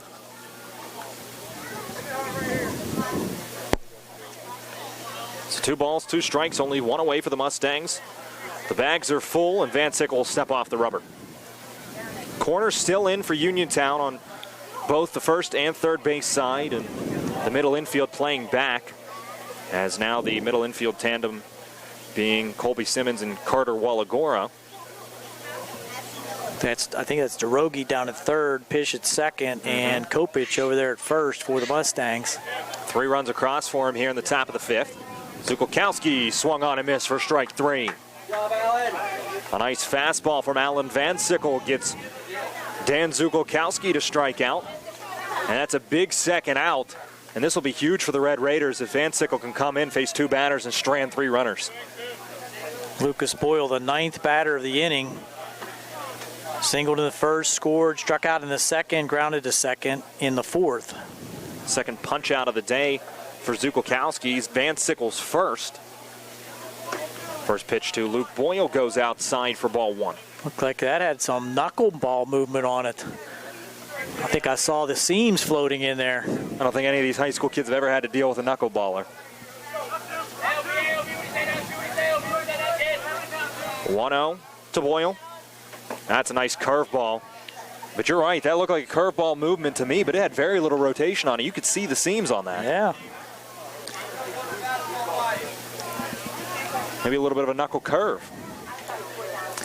Gotta love that. Lefty Van Sickle comes set on the 1-1. Fastball fouled away by Boyle.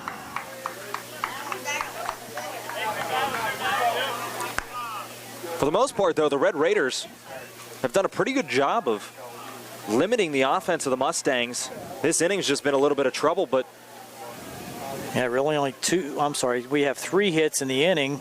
The 1 drive to deep right center field. But 2 of the runs coming on free passes. You're right. Pitch goes outside to Boyle. It goes 2-2, and deuces are wild. 2 balls, 2 strikes, 2 outs up on the board. And number 2 at the plate.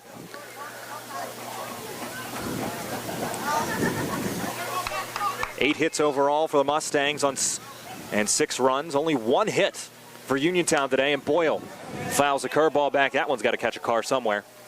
No, luckily it falls right in the middle of the street. You parked over there or something? You were looking that way. I'm right behind the pavilion. I'm in perfect position. You look like you were getting a little concerned there at first. Well, it came back. You never know, but safe again. So we do the 2-2 one more time. Fastball fouled away again. And a good at-bat being put together by Luke Boyle.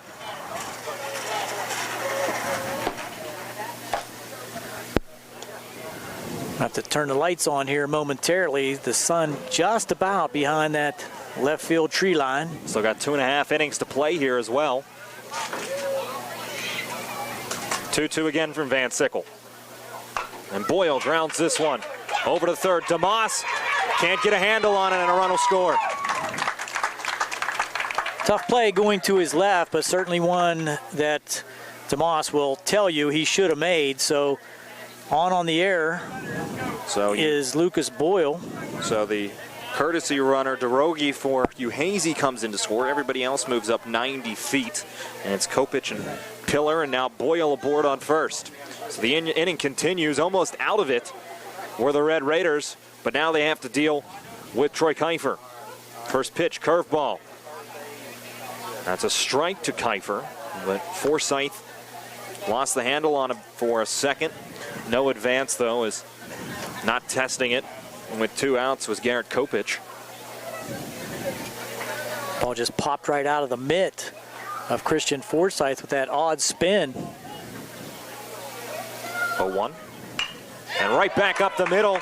A line drive into center field. 1 run will score. Coming around third is Pillar. He will score as well. A 2 RBI single for Troy Kiefer.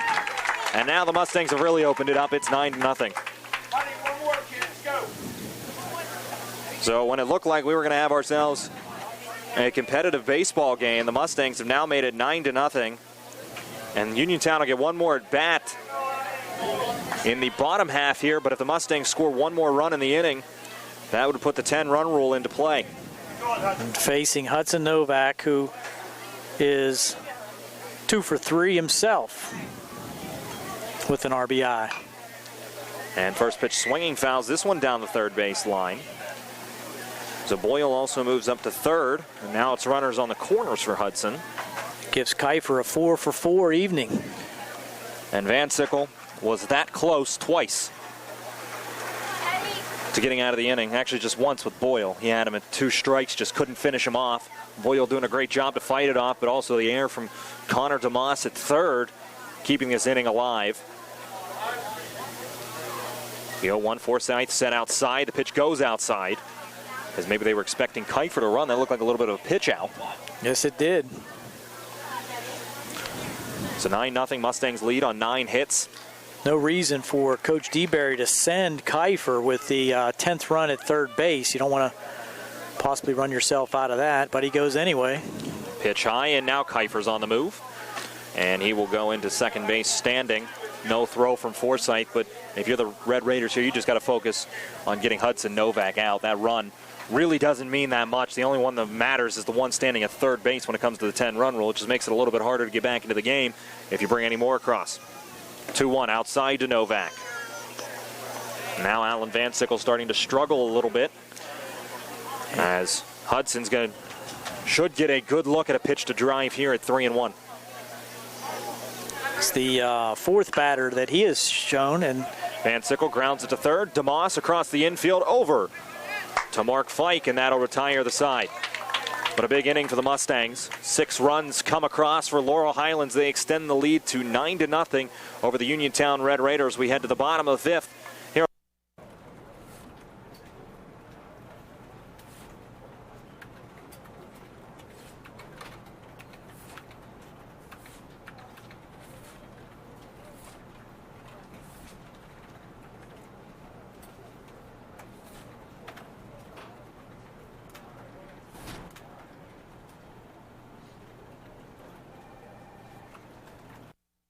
Union Township Sports Network. It's 9-0 Mustangs as we head to the bottom of the 5th inning. This bottom of the 5th being brought to you by the Uniontown Hospital, making a healthy difference in the lives they touch. So Luke Paul back out there on the mound, being spotted, a huge lead now to work with as he sends a first pitch to Mark Fike high for ball 1. Fike a strikeout back in inning number 2.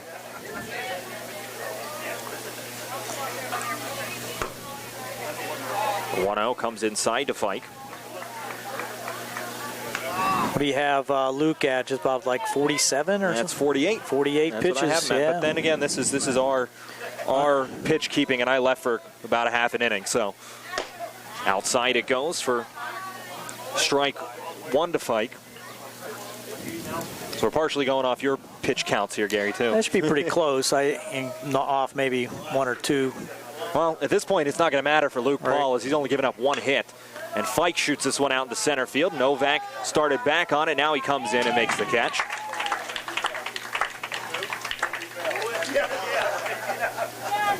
So Hudson Novak, just athletic. The best way to describe him. Great basketball player as well. He's still got another year for the Mustangs playing that sport as well. But he's one of those kids that you look at him and say he could probably play any sport he really wanted to. You're right. That brings up Carter Wallagora.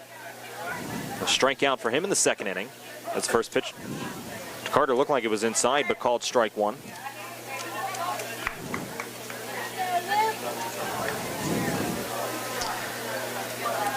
Pitch count for Luke Paul now up to 50. Very efficient, too, Luke Paul, into his 5th inning of work. Only at 50 pitches as Wallagora lays down a bunt. Out from behind the plate, Uhazy throws it away. Out of the reach of Chad Pillar. Wallagora is going to move up 90 feet.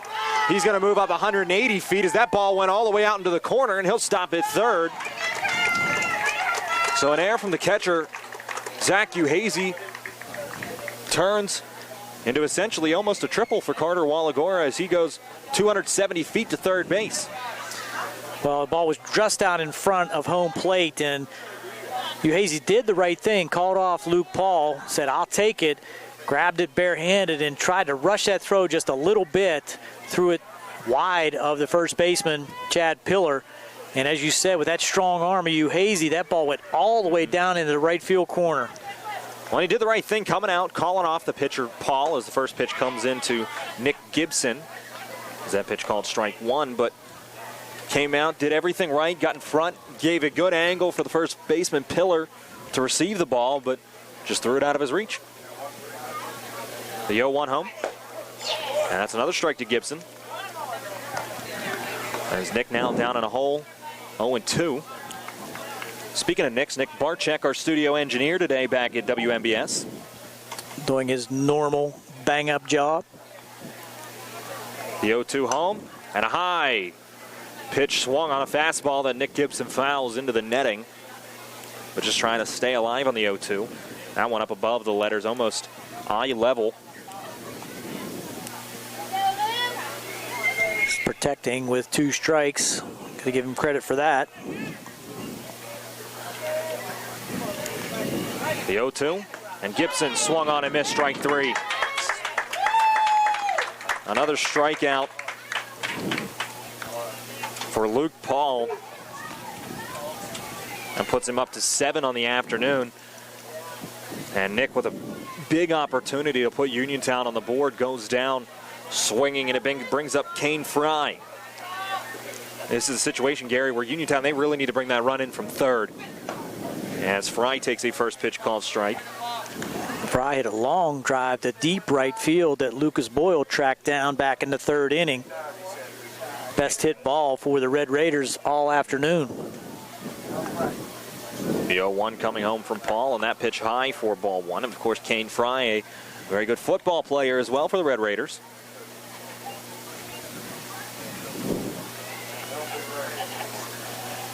A lot of the Red Raiders sporting those high top spikes. 1-1. Fry steps out a little bit on the swing and fouls it back into the mitt of the catcher Uhazy, and now it's a ball and 2 strikes. We still haven't seen those lights come on, Gary, but we're starting to get a little darker. I think they probably wait till the top of the inning. 1 ball, 2 strikes. Luke Paul looking to get out of the inning. It goes outside to Fry, and now it's 2-2. Deuce is wild again at 2 balls, 2 strikes, and 2 away.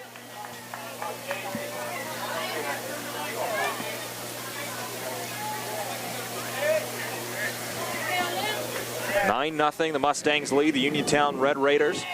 Luke Paul still only allowing 1 hit on the afternoon. There's a 2-2. Fry swung on and missed. He got him. Punch out number 8 for Luke Paul. And the Red Raiders with a golden opportunity to get on the scoreboard. Strand a runner 90 feet away. 9-0. The Mustangs lead the Uniontown Red Raiders. We head to the top of the 6th. It's a law firm.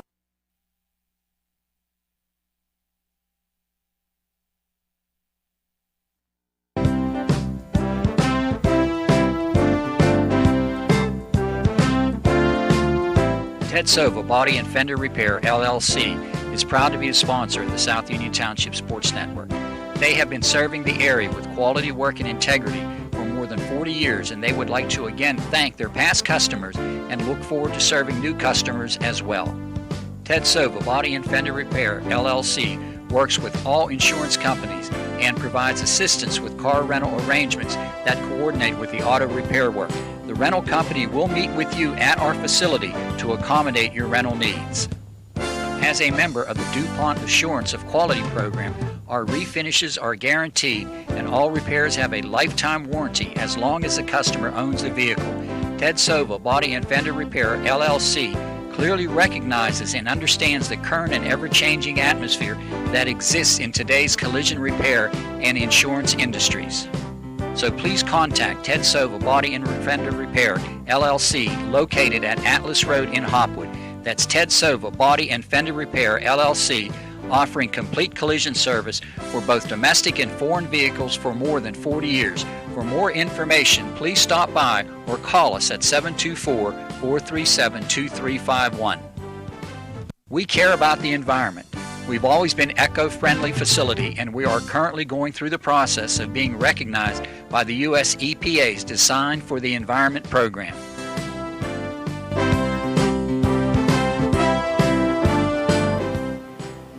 For all of your auto body needs, come to Ted Sova Body and Fender Repair, because there is a difference. So please contact Ted Sova Body and Fender Repair, LLC, located at Atlas Road in Hopwood. That's Ted Sova Body and Fender Repair, LLC, offering complete collision service for both domestic and foreign vehicles for more than 40 years. For more information, please stop by or call us at 724-437-2351.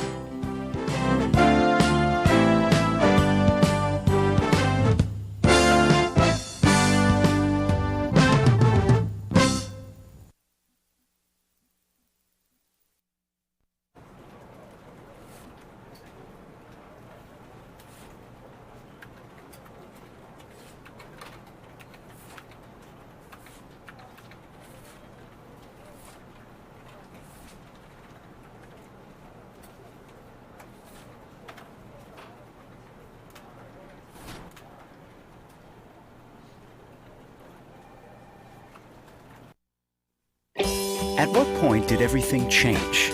When did service get taken out of service industries? It's too bad, because people are busy these days. At life, at work, at play. When it comes to your hard-earned money, you want service. Real service. From a person you know and a face you trust. At a bank where changing with the times doesn't mean leaving people behind. We're proud to be a part of your community. We're United Bank, at your service.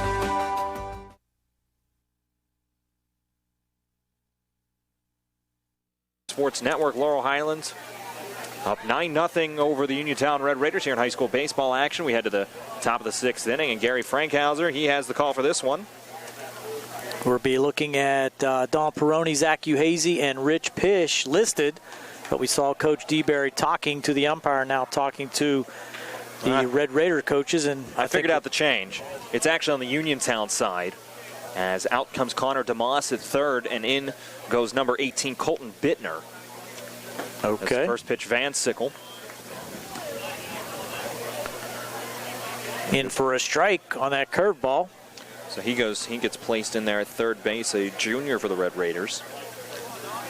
Peroni looks at strike 2 on that curveball. A little bit different motion from Van Sickle as opposed to Mark Fike, the left-hander, showing some pretty good control coming in relief. 0-2 pitch. There's a pop foul on the right side. All kind of people over there just kind of be heads up as that ball falls harmlessly in the grass. And it looks like still that's the only change, though, for the Red Raiders.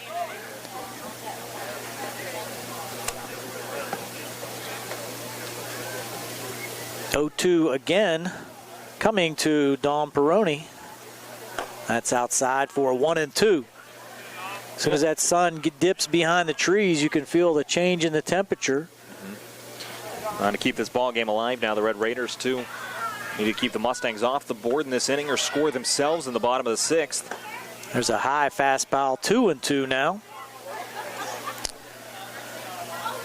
This half inning brought to you by the law firm of Radcliffe and DeHaas. There's a pitch, curveball in there for strike 3, and Peroni knew it. He'll walk back to the dugout with a strikeout looking for the first out here in the top of the 6th. Beautiful pitch that time by Alan Van Sickle, just froze Peroni at the plate. And strikeout number 2 as well for Van Sickle. Brings up Zach Uhazy, grounded to third, grounded to short, and singled for an RBI in the 5th. A 300-foot single, we called it. And the first strikeout for Van Sickle came the first batter he faced when he faced Dan Zukolkowski. And that one just drills Uhazy right in the back. So he'll trot down to first base, and I think we'll see the courtesy runner again for Uhazy. Let's see who's going to get the opportunity to run this time. Looks like 11, and that...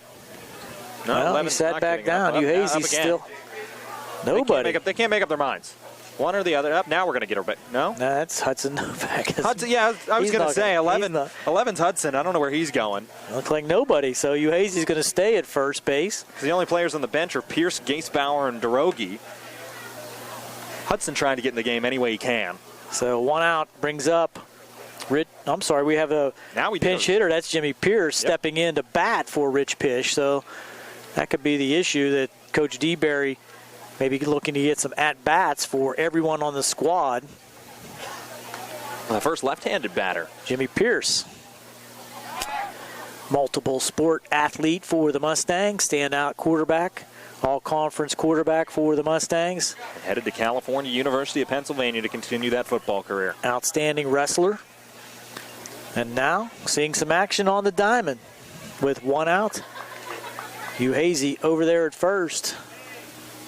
Lefty versus lefty. Here's a pitch, and there's a drive to right field. Kind of looped out there to right field.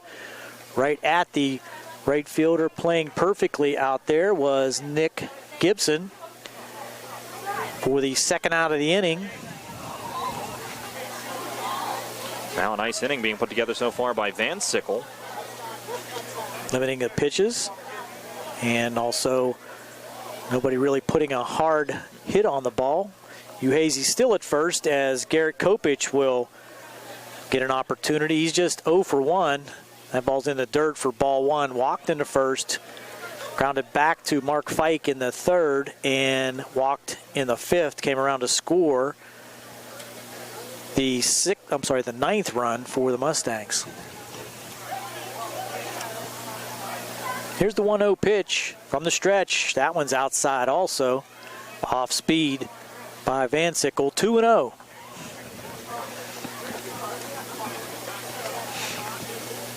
The lights are on here at Hutchison. Just in time, too, as that sun goes down over the hills out there in left field.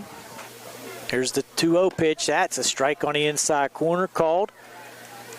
Came with a fastball that time. Not to the liking of Garrett Kopich. 2 balls and a strike, 2 outs. Well, I like what I've seen from Alan Van Sickle so far. He's only a sophomore. He's got nice two-seam movement on that fastball, cutting away from the right-handed batter.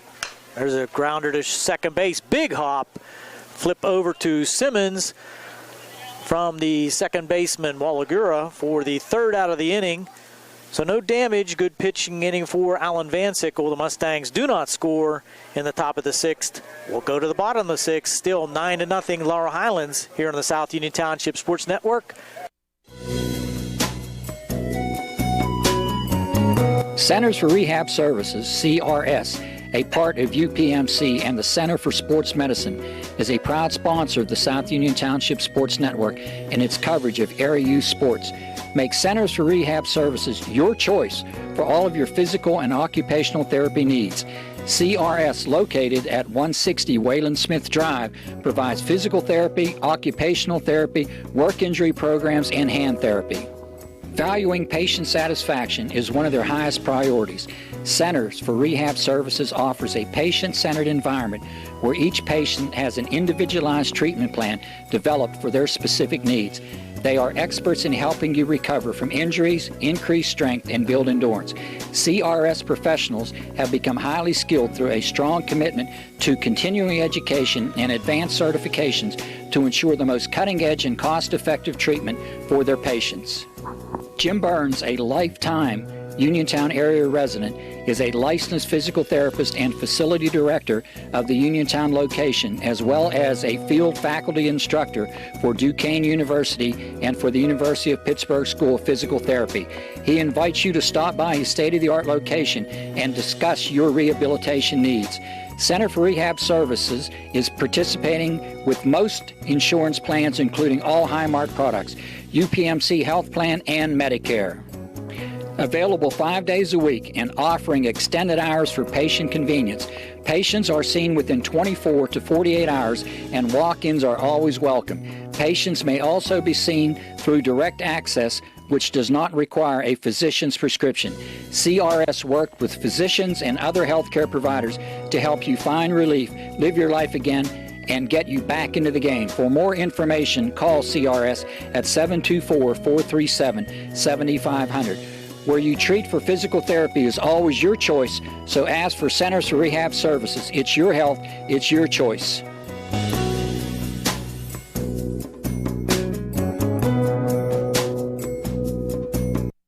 Sit right down and you hear a tale of a fateful call. You better pay those bills right now or you take a mighty fall. He really didn't know what to do, so he turned to those who did. Zeppeli, Mahalev, and White, your bankruptcy crew, your bankruptcy crew. So no matter how deep in debt you are, if your back's against the wall, Zeppeli, Mahalev, and White, just give them a call.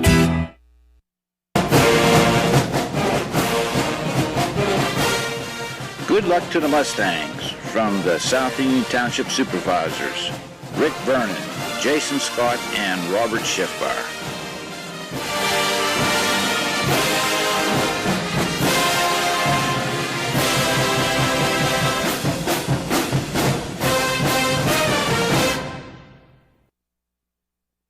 Half of the 6th inning, new pitcher on for the Laurel Highlands Mustang.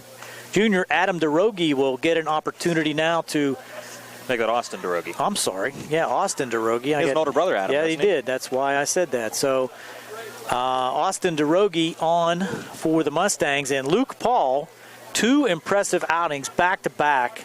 Really just 1 hit for the Red Raiders. So in 2 outings, last 2 times that Luke Paul took them out, he's only given up 1 hit. Only faced 2 more than the minimum here this afternoon for the Mustangs, and really will improve his ERA, not giving up a run. Well, that's, 5 full line, 5 innings pitched, 8 Ks. Only 1 hit, no earned runs, and the beautiful thing to see, didn't walk a single batter. That's awesome at the high school level. He's got fantastic control, does Luke Paul. He's got an extremely bright future. I'd expect him to see him playing somewhere at the collegiate level next season. Here's a pinch hitter for the Red Raiders. Pick up that number 16, that is Brandon Bell. He'll get an opportunity here to face Austin DeRogie. So he's being plugged in to that 9th spot. 9th spot. So Van Sickle won't hit, and Van Sickle also won't pitch the 7th inning as well. Or at least you should expect, unless we missed something somewhere along the way where there was a double switch. Yeah, it's hard to tell. They don't come and give us these changes. So it'll be Bell, though, that hits. Here in the bottom half of the 6th inning with the Mustangs commanding 9-0 lead. DeRogie, high fastball, good smoke on that junior fastball. Swing and a miss for a strike. Bell only a sophomore. A lot of sophomores on this varsity roster, though, for the Red Raiders. DeRogie, 6-foot junior.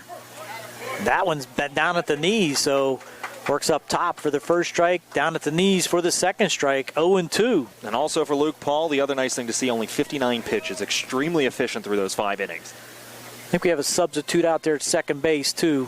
Daniel, see if you could pick that up. That might be Gaysbauer. That would be the only available player There's left. A pop-up to the right side. Pillar will get under it at first base, and he'll make the play for the first out of the inning. That is Gaysbauer. Yep, that was the only sub left, so Scott DeBerry emptying the bench, and he replaces Zukowski. Pop out to first base for the first out. Brings up Wyatt Lepley. Grounded to short and grounded to first. His 2 at-bats. DeRogie quickly working. Comes with the curveball just a bit outside.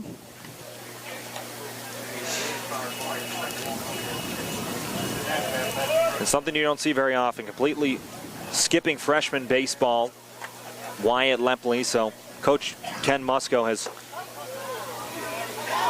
a very high thoughts of Lepley. That ball inside for ball 2. Especially a freshman getting to lead off for varsity baseball. 2-0 in at the knees for strike 1.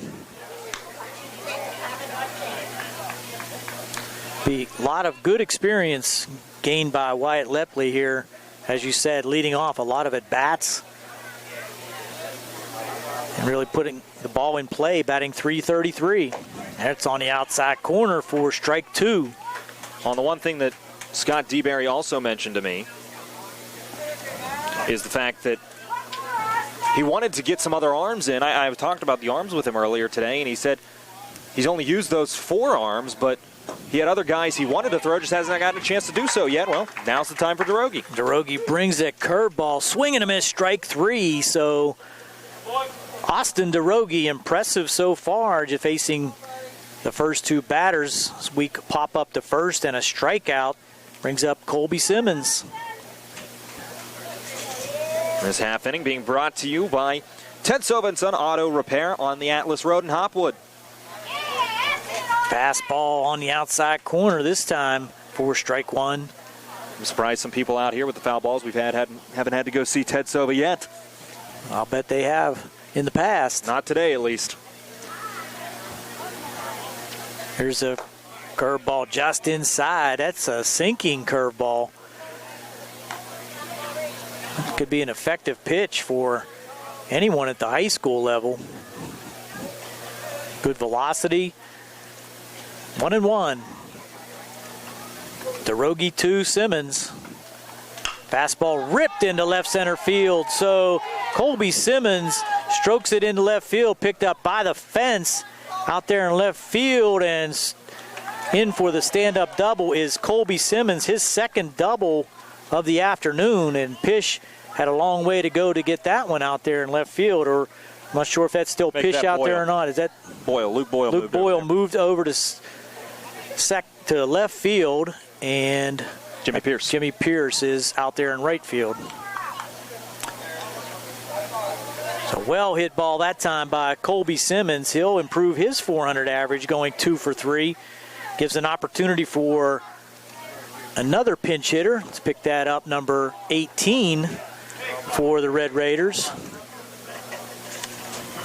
Well, that's Colton Bittner that came in to play defense in the top half of the sixth. For DeMoss, you're right. Colton Bittner is the batter that did come in the sixth, getting an opportunity here. Here's a pitch, and that's in for a strike. 1-1 to Colton Bittner.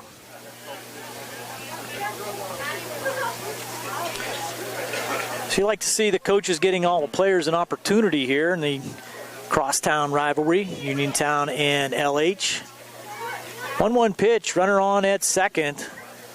Bottom of the sixth, 9-0. There's a shot over to the right side, and that one was knocked down by the tree. Saved a car. 1-2. For a second, I thought I spoke too soon about Ted Sova and Son. Yeah, I was going to say you probably eye-jazz somebody, but still a little bit of baseball to play here this evening. Those cars over there on the first base line have managed to dodge trouble all night. Fastball gets away from Uhazy. Simmons runs down to third. Strong throw from the screen, but late to third as Simmons will scoot in. Count now runs to 2-2 with 2 outs. Mustangs trying to preserve the shutout. Red Raiders trying to get on the board. So Simmons will move up on the pass ball. Still only 1 strike away, DeRogie, from a spotless inning of work. Here's a pitch. That's high and inside for a full count now. Austin trying to clean things up here for the Mustangs in the bottom of the sixth. The beneficiary of a 9-0 lead for the Mustangs.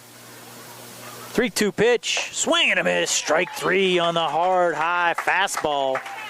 So DeRogie cleans things up with no damage after the 2-out double by Colby Simmons. We'll go to the 7th. Mustangs still leading 9-0.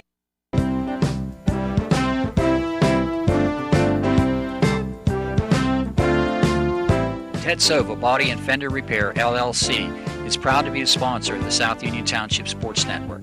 They have been serving the area with quality work and integrity for more than 40 years, and they would like to again thank their past customers and look forward to serving new customers as well. Ted Sova Body and Fender Repair, LLC, works with all insurance companies and provides assistance with car rental arrangements that coordinate with the auto repair work. The rental company will meet with you at our facility to accommodate your rental needs. As a member of the DuPont Assurance of Quality program, our refinishes are guaranteed and all repairs have a lifetime warranty as long as the customer owns the vehicle. Ted Sova Body and Fender Repair, LLC, clearly recognizes and understands the current and ever-changing atmosphere that exists in today's collision repair and insurance industries. So please contact Ted Sova Body and Fender Repair, LLC, located at Atlas Road in Hopwood. That's Ted Sova Body and Fender Repair, LLC, offering complete collision service for both domestic and foreign vehicles for more than 40 years. For more information, please stop by or call us at 724-437-2351. We care about the environment. We've always been an eco-friendly facility, and we are currently going through the process of being recognized by the U.S. EPA's Design for the Environment program.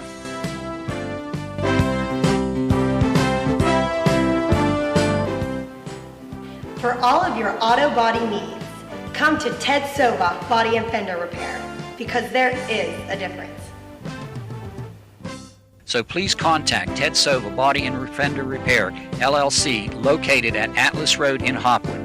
That's Ted Sova Body and Fender Repair, LLC, offering complete collision service for both domestic and foreign vehicles for more than 40 years. For more information, please stop by or call us at 724-437-2351.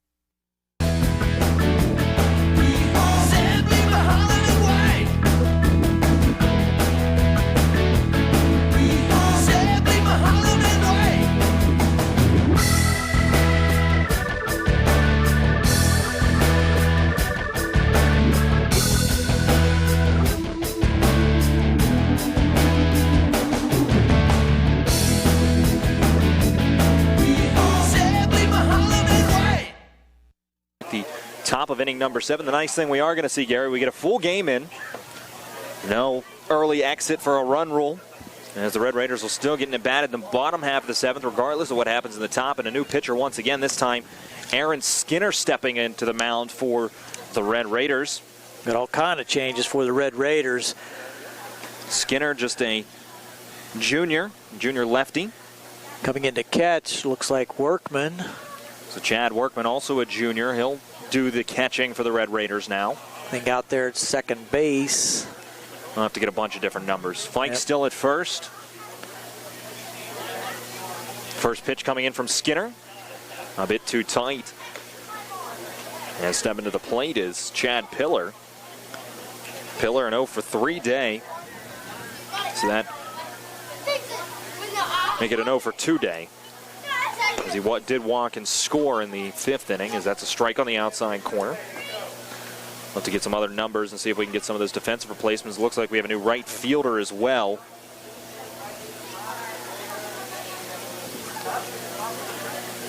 It's hard to pick up any numbers from our vantage point here.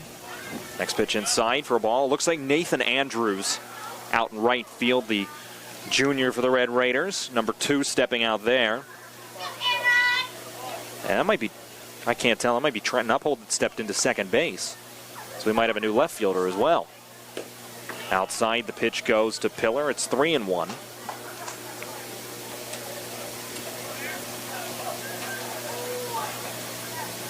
And of course, you got to deal with all the re-entry rules and everything in high school baseball.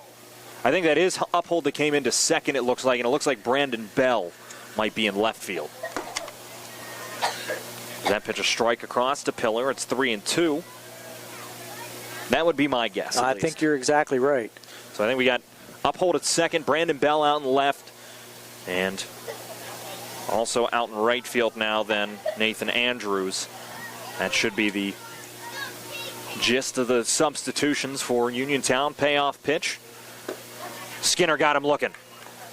A strikeout for Aaron Skinner. Pillar, his first time he's been punched out today. That'll give Gaisbauer an opportunity at the plate. So Derek Gaisbauer getting his first at bat this afternoon as he came in for Dan Zukulkowski to play second base in the bottom of the 6th inning, make it.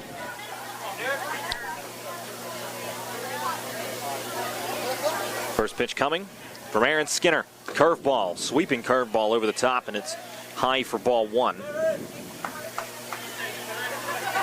So that was Bell that came in to bat in the 9 spot. It looks like in the 7 spot then will be Andrews. I'm going to wait and see. 1-0, another curveball left upstairs. Not getting the snap on it is Skinner. It's a good opportunity here for Derek Gaisbauer. He's a good young junior for the Mustangs. Getting an opportunity to get some plate appearances. 2-0, and he flares this one out to right field. Right after it is Andrews, and he'll go to one knee. Make the grab for the second out. The fly out to right field for Derek Gaisbauer. And that'll bring Luke Boyle back to the plate. Boyle, he's reached base twice. Officially make it 1 for 3 today, as he did reach on an error in the Be 1 fifth for inning. 4, isn't it? Yeah, 1 for 4. You're right. 1 for 4 with that error.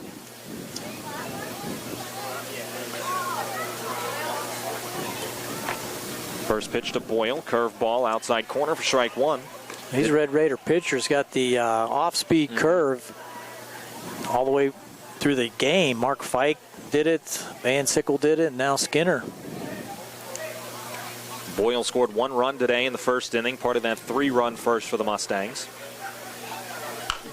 As he grounds the next curveball right back up the middle, and there will be no play.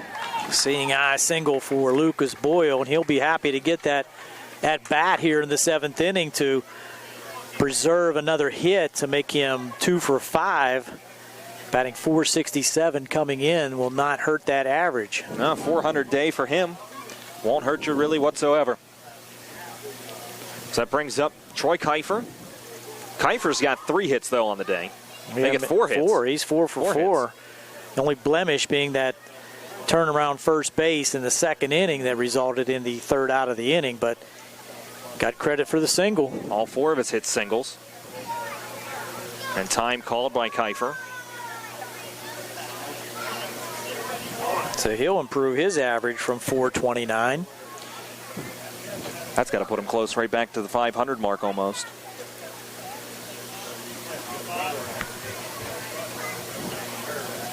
Skinner comes set. Boyle off first. First pitch to Kiefer outside corner for strike 1. Crowd hanging around for the last inning here. Mustangs on top, 9-0. Got the lights fully functional now. Mustangs looking to make it through the first half of the season unblemished.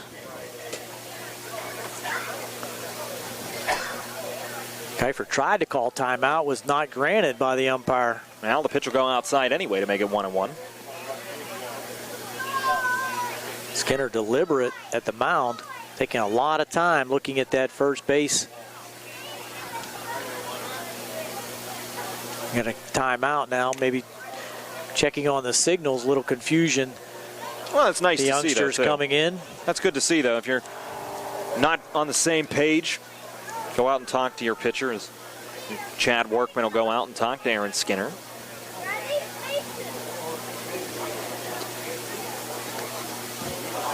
A lot of times at this age, you'll see a lot of those catchers just deal with it and not go out and talk to their pitcher. But right, especially a 9-0 game. But give credit to the Red Raiders, still working on fundamentals. Coach Musco continuing to coach.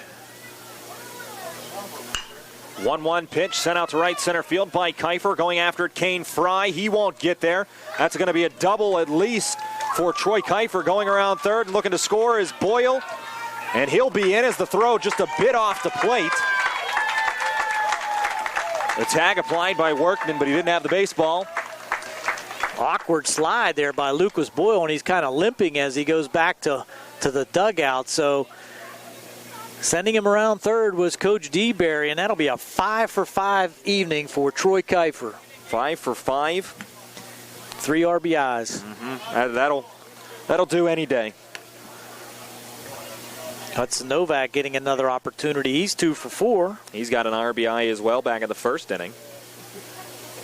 So Kiefer off third as it's now 10-0 Mustangs. First pitch from Skinner, curveball that Novak shoots over to third. That's a wicked bounce off the edge of the grass to the third baseman there. Colton Bittner. No chance for that. I think we got to rule that a hit. That one looked like it caught right in between where the grass and the dirt surface meet. So we'll give it a hit and an RBI for Hudson Novak to improve his average, as it's now 11-0 for the Mustangs. So a single for Hudson and an RBI. He goes 3 for 5. And now one more at bat for Dom Peroni. Just 1 for 2 for Peroni with 2 walks. Novak on at first. First pitch from Skinner, curveball down in the dirt. Workman can't keep it in front of him, and Novak will move up 90 feet.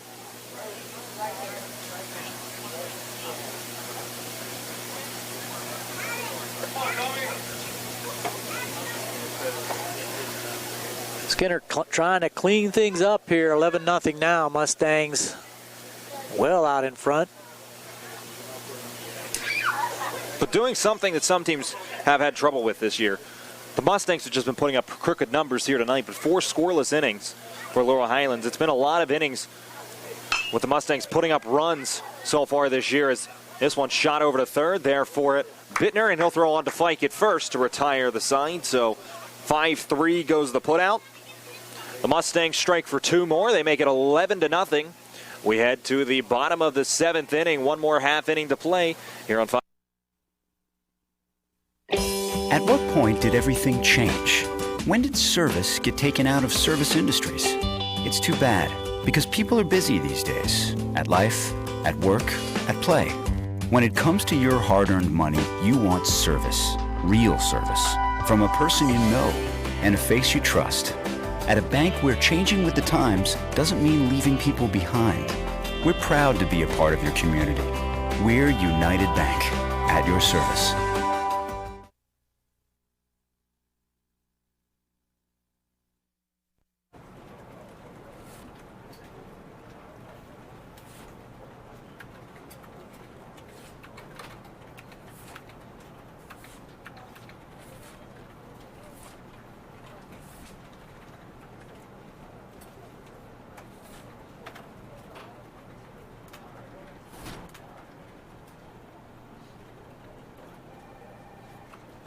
Sports Network, one more half inning left to play. As Laurel Highlands up 11-0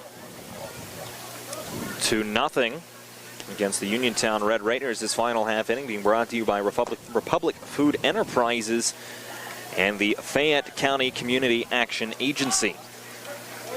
So back on the mound one more time, Austin DeRogie, as he'll be tasked with facing Christian Forsyth, Mark Fike, and Carter Wallagora. Assuming no more substitutions. At this point, we can't be sure. One more time, we want to remind you this game will be broadcast on the South Union Township Sports Network on Wednesday at 8 p.m. Channel 17 Atlantic Broadband and Channel 61 for Armstrong Cable. His first pitch from DeRogie goes high to Forsyth. Also, you can find it on YouTube at South Union TV.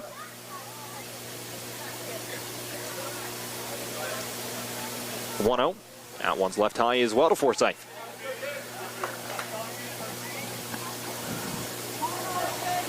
Now, Gary, the Laurel Highlands Mustangs as well with this win over the Uniontown Red Raiders, who came in today sitting in third in the section, put themselves in prime position for a section title.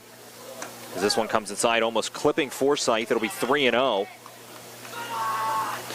It would take an absolute collapse for the Mustangs to not finish in first place at this point in the section and get themselves a very nice seed going into the postseason. Well, the way they've been playing, it would, you're right, it would be a very, very big surprise for the Mustangs to not keep things going. Is that pitch Bats from have DeRogie? been really hot. That pitch comes across for a strike to make it 3-1. The weather's getting better. Pitching arms will be stronger. It's hard to get off to a good start early in the season when you're starting to play in early March, late February. It's still cold outside. You can't get those arms warmed up the way you'd like to. As that pitch goes high from DeRogie, as Forsyth will take a 5-pitch free pass. The trip to Myrtle Beach does have a benefit that way. You get some better weather at bats, and your pitchers get an opportunity to strengthen their arms in a warmer climate. That's something I'd like to see the Mustangs continue to do, and a lot of the other schools around here. I'd like to see them start doing that as well, get them moving. You don't necessarily have to go to Myrtle Beach, but somewhere a little warmer. I know a couple alumni of these programs. My little brother Luke and little Teddy Silva was a second baseman for the Mustangs. They both play at Fairmont State. Now they went to North Carolina when it was cold, Georgia, Florida, all over the place playing for Fairmont State. Joey Suprick also. Over at Wooster. That's they went to Florida for 10 days. First pitch to Mark Fike, a strike. And I'm sure you're aware, his dad, Steve, took the opportunity to take a little vacation down to Florida to watch that Why baseball wouldn't he? action. I bet you he played some golf in the process, too. 0-1 coming in, that one above the head as Mark Fike ducking to avoid that one. Goes to 1-1. So Mark Fike trying to get into the hit column here this evening. Struck out in the second and flew out to center field in the fifth. Off first is Forsyth. Fastball outside. Throw down from Uhazy to first is in the dirt, but scooped out by Chad Pillar. Goes to 2 balls and a strike. Back in plenty of time, Christian Forsyth. Snap throw down, but not a huge lead off the first base bag. Nice stop by Chad Pillar to knock that down. The 2-1 now outside as it goes to 3-1 on Mark Fike. All in all, you'd have to say, though, a decent day for Mark Fike. He started off a little shaky. 3 straight pitches, 3 hits, giving up 3 runs before he recorded out. Came back very solidly, and then that pitch count just got a little bit high and started to walk a few batters there in the 5th inning. Drogi comes home, a strike across the outside corner. That's Austin's job right now, just throw strikes. Absolutely, as it goes to a full count now on Fike. 11-0 Mustangs lead. Dan Wallace. Gary Frankhauser with you. Payoff pitch from Drogi to Fike. He got him swinging. Snap throw down to first again. Pillar able to keep it in front of him one more time. But a strikeout for Drogi to get Fike the second time. Fike's been punched out today. He has himself an 0 for 3 evening. 3rd strikeout for Drogi. And now with 1 away, stepping in Carter Wallagora. Now the Mustangs 2 outs away from their 9th win of the season and their 7th section win. It would move them to 7-0.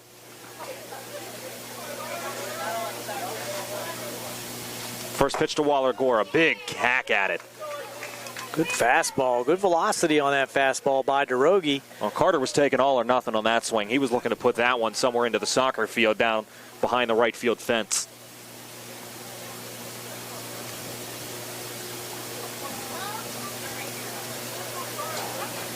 The 0-1 from Drogi. Bunt shown this time by Wallagora. Coming in after it, Peroni. He'll throw off balance and get Wallagora. Play. Wow.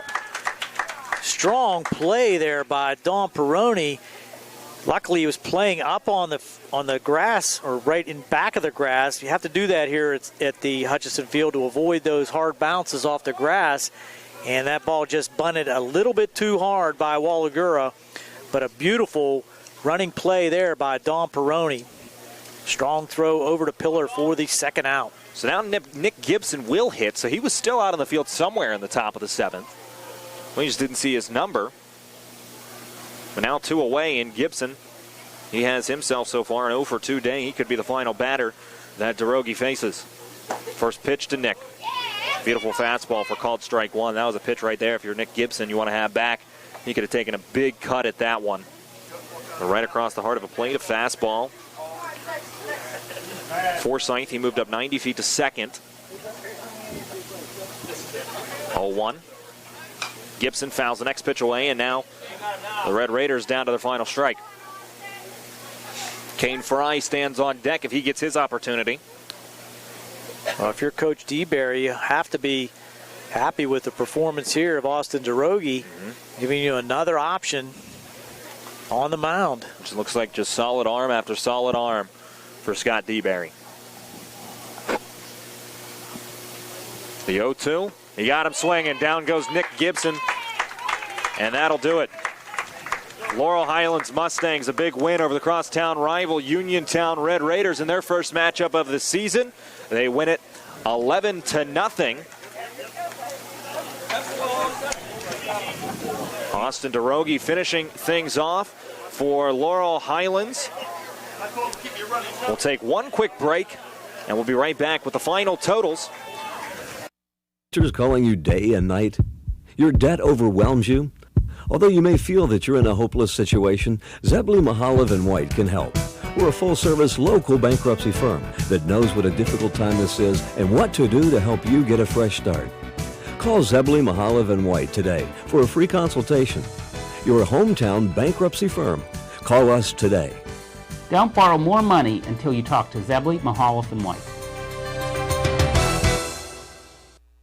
Game was brought to you as a joint cooperative venture featuring Township Supervisors Bob Schiffmeyer, Rick Vernon, and Jason Scott, Atlantic Broadband Cable, Armstrong Cable, and our friends at CUTV, Gary Smith and J.R. Wheeler and their staff. This has been Gary Frankhauser along with Daniel Wallace and Jerry Dupay. You've been watching another South Union Township Sports Network presentation. Our final score again, Laurel Highlands 11, Uniontown nothing. Good night, everyone.